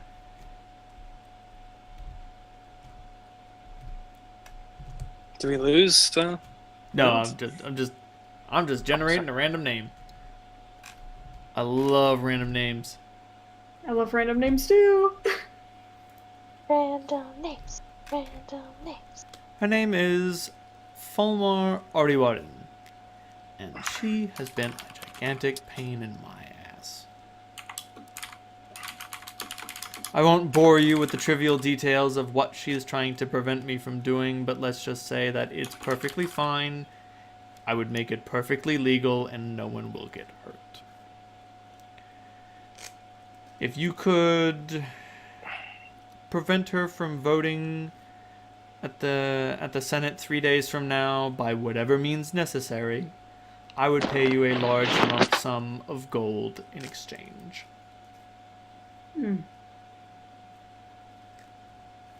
Almost sounds too easy. What do you think, my dear? Looks over at Salandra. What type of person is she? She is someone who thinks that it is... She's a superstitious person. She thinks that the few scarce undead and bizarre creatures that come out of the graveyard are of great concern and will destroy us all. She's a doomsayer, really. I think that funds and men placed at that graveyard are wasted, and they could be spent more efficiently and judiciously guarding caravans that go to and from and through the world bazaar. That's all.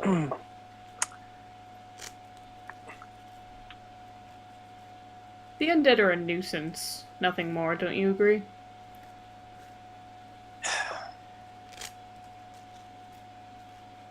I don't know much about this place.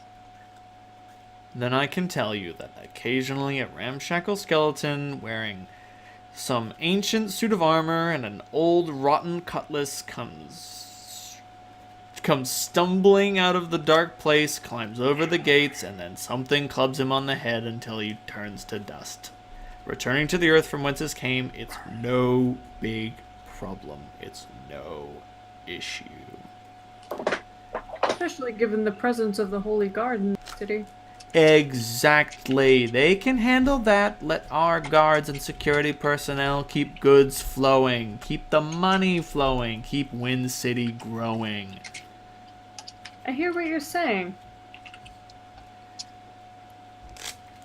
And I'm not asking you to do anything untoward. I just want her to not show up to the Senate in time for the vote. When is the vote? I know it's in 3 days, but... It'll be in 3 days at 11:20. Later if I stall. What sort of defenses does she have? Bodyguards? I don't know. She has an estate somewhere in the city.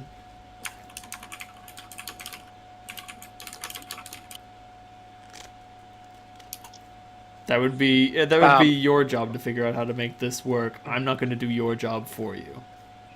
Subvocally to brother. What the fuck?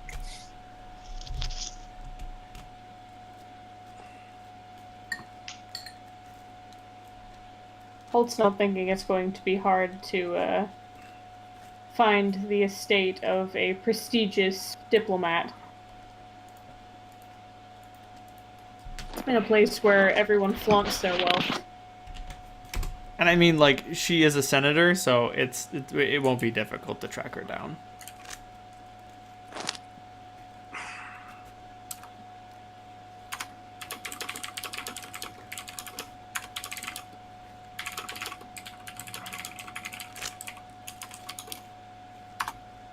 Alright, well, I think that you can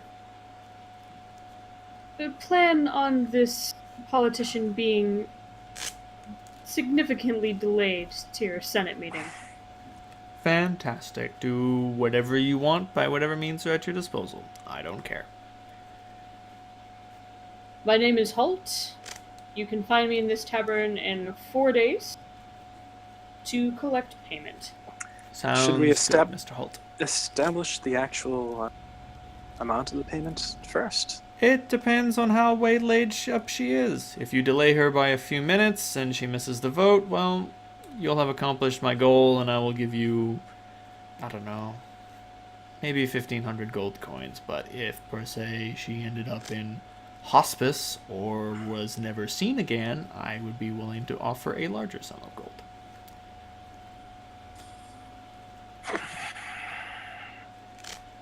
We'll see what the stars have in order.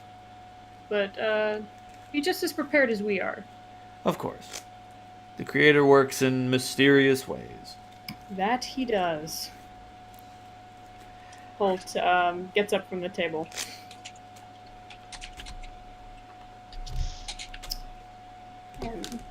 Does Solandra follow him to the door? Yes. See what I mean?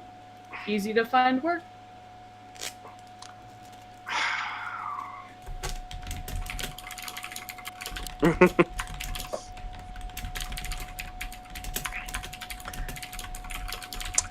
So, just out of curiosity, Yes. do your professional ethics preclude talking to the senator and saying if she has a better offer?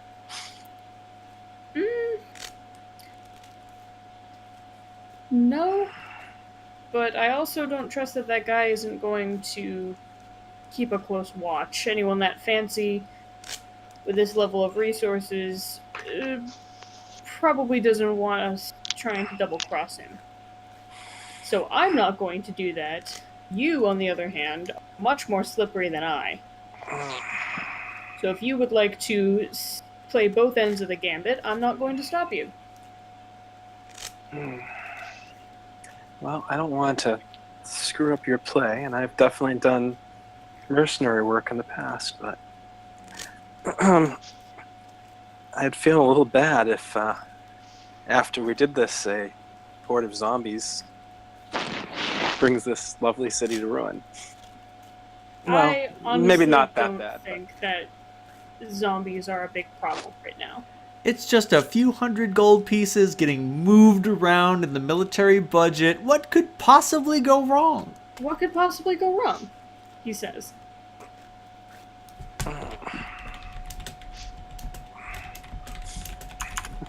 So Solandra has knowledge.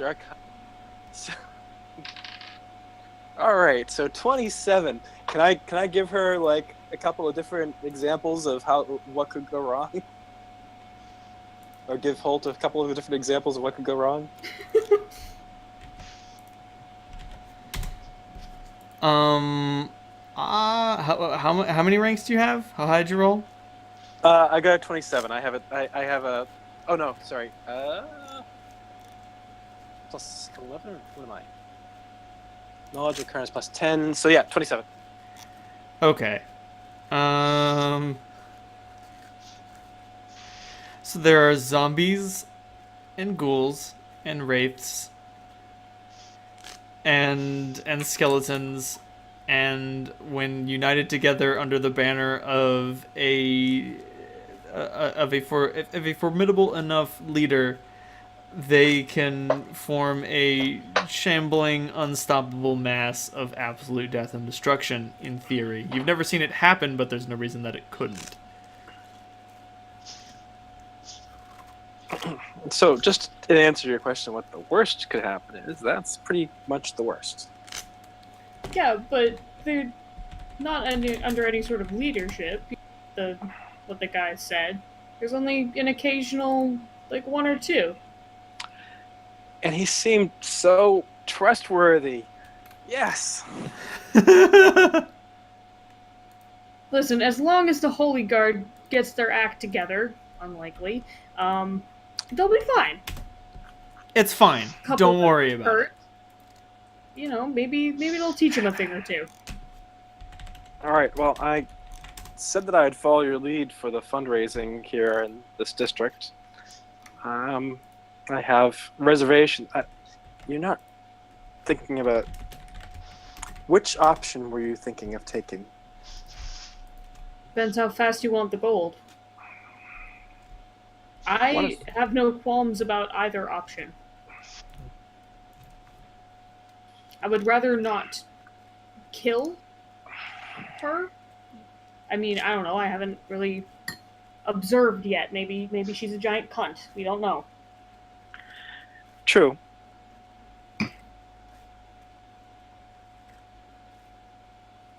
So I say maybe find out where she lives, find out who she is, and then make a decision. And Clementine can go off selling plants. She doesn't have to know. Ah, I see.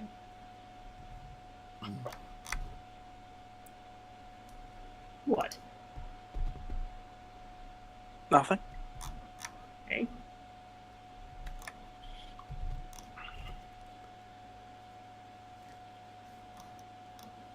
What the fuck? Sometimes you have to do difficult things to get what you want in life.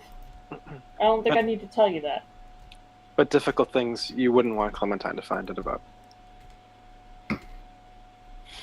No. Maybe I wouldn't.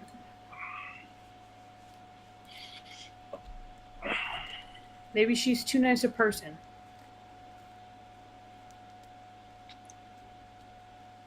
The sooner we get the Helgak, the sooner we can grub the flying machine, and the sooner Clementine can go back to her little farm. She's way too good to be doing stuff like this for us. Oh my god. I think Clementine's as much an adventurer as you and I. She might love that little farm, but she seems pretty good in the fray. Holt does not look convinced at all.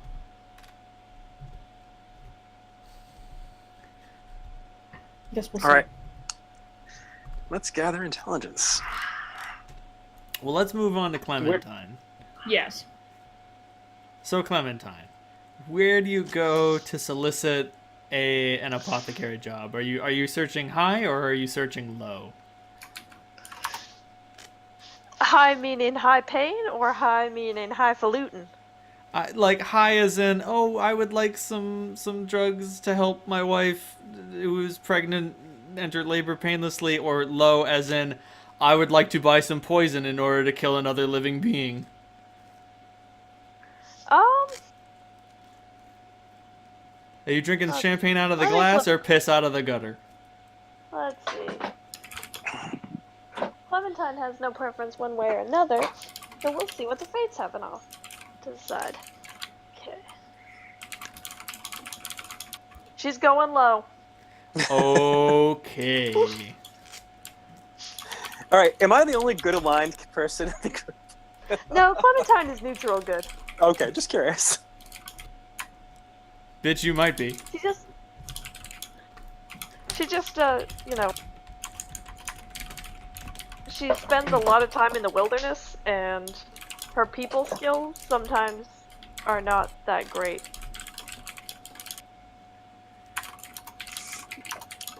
Slander spends a lot of time in a junkyard, which also leads to fantastic people skills.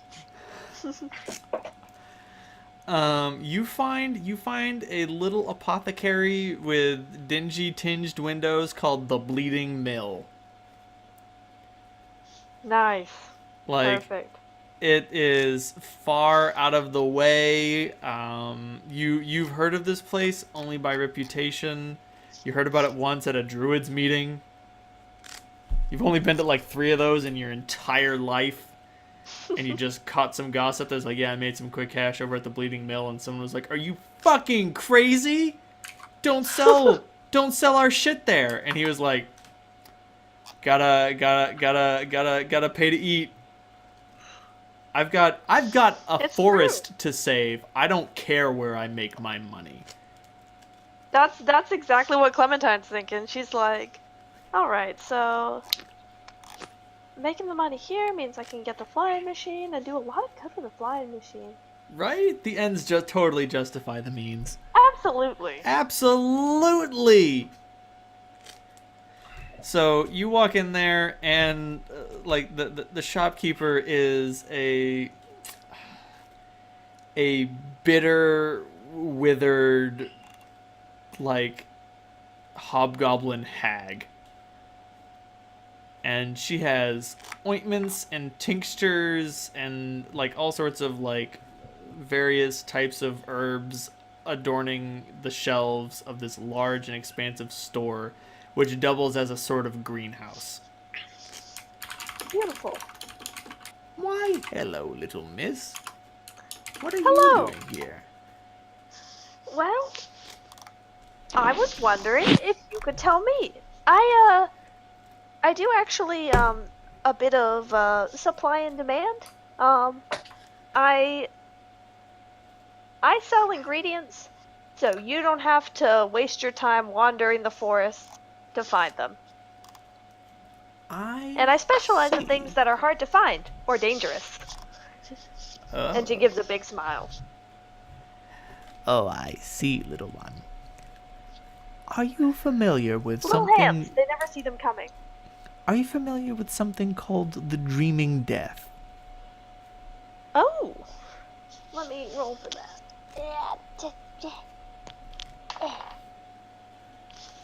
Would that be a knowledge nature check? That'd be knowledge nature.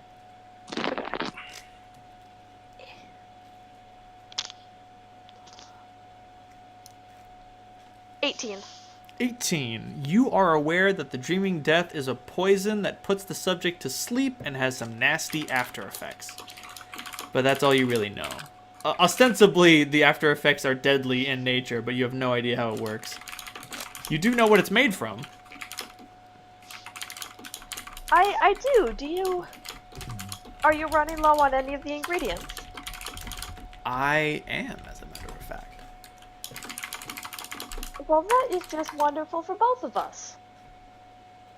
I am looking for some... Jesus Christ. I'm looking for a bit of hate marrow extract. Do you know where that comes from, little one? Let's see. Blow on it for me, monster. Oh, he just nuzzled my dice. That's so cute. This would better be the best roll ever.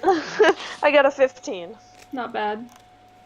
Hate marrow is not anything you have ever heard of. Are you from... I'm not familiar with it, I'm sorry. Ah, well, have you ever heard of a morgue? Oh, I have. No.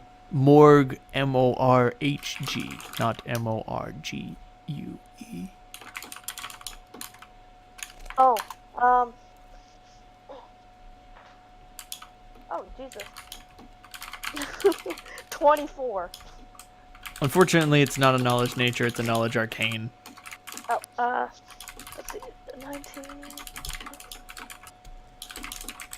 So 19 then. A morgue, it sounds like a type of undead. You don't know much about it. I'm crazed. It's not something I'm familiar with.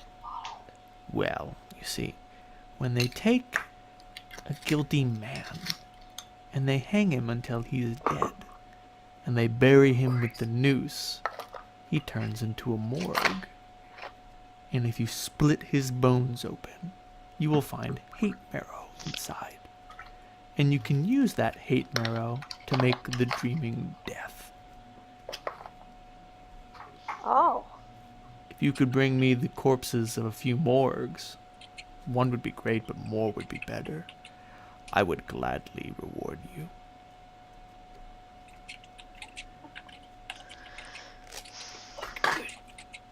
Clementine does not like to make decisions for the whole group, but that seems just up their alley.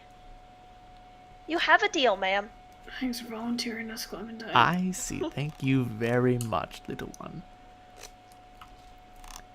Now, you have to She extends understand. her. What the fuck? She extends a tiny hand up to the counter to shake on it. Now you have to understand. If you agree to this, you must know that you will not be able to tell anyone. Do you understand? What about the man and woman I work with? Of course. I mean, if someone Okay. asked you what you're doing with a large amount of hate marrow, your response is, I don't know. My response is, what's hate marrow? Exactly. She She- smiles. She reaches her gnarled fingers down to shake your hand, and as your hands touch, and as the shake takes place, the contract has been sealed, and you feel you know your place. Oh crap. I do. I definitely do. Should you lay deception or lie, you get this distinct impression: you will surely die. Did you just get fucking quested or geezed? Bro. I wouldn't call it a geese. I would call it a curse. But like, if you don't trigger it, then nothing will happen. Yeah, it's only a curse if you break it. Exactly. Just bring her the hate marrow, and everything will be fine. Yeah. I'm a good businesswoman. I make my customers happy. Alright, so I think that'll do for this session of the Septemport game. You both have found meaningful work with absolutely Bro. underhanded individuals. It's great. I love him. It'll be great.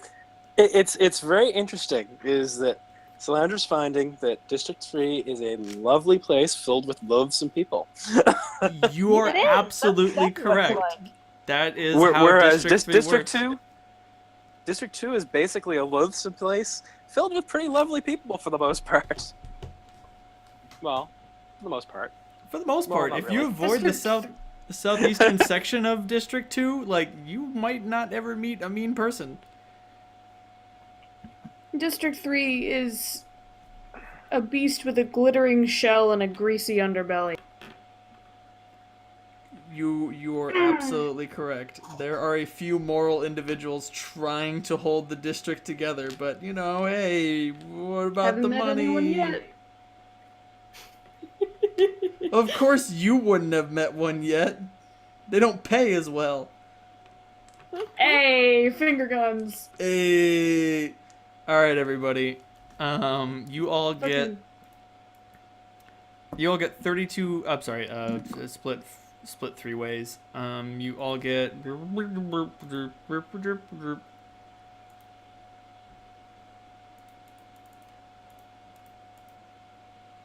you get 1,066 experience points for deftly handling the bandits.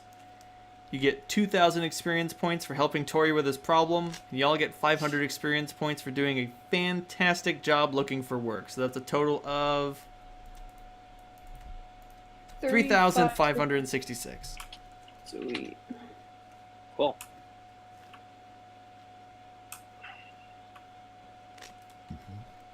Nice Love it. work, everyone. Including you. Yeah, great vocals, by the way, Renal. Yeah, like those voices, Yeah. man. Nice. Those are good. All those different bandits, dude. Yeah.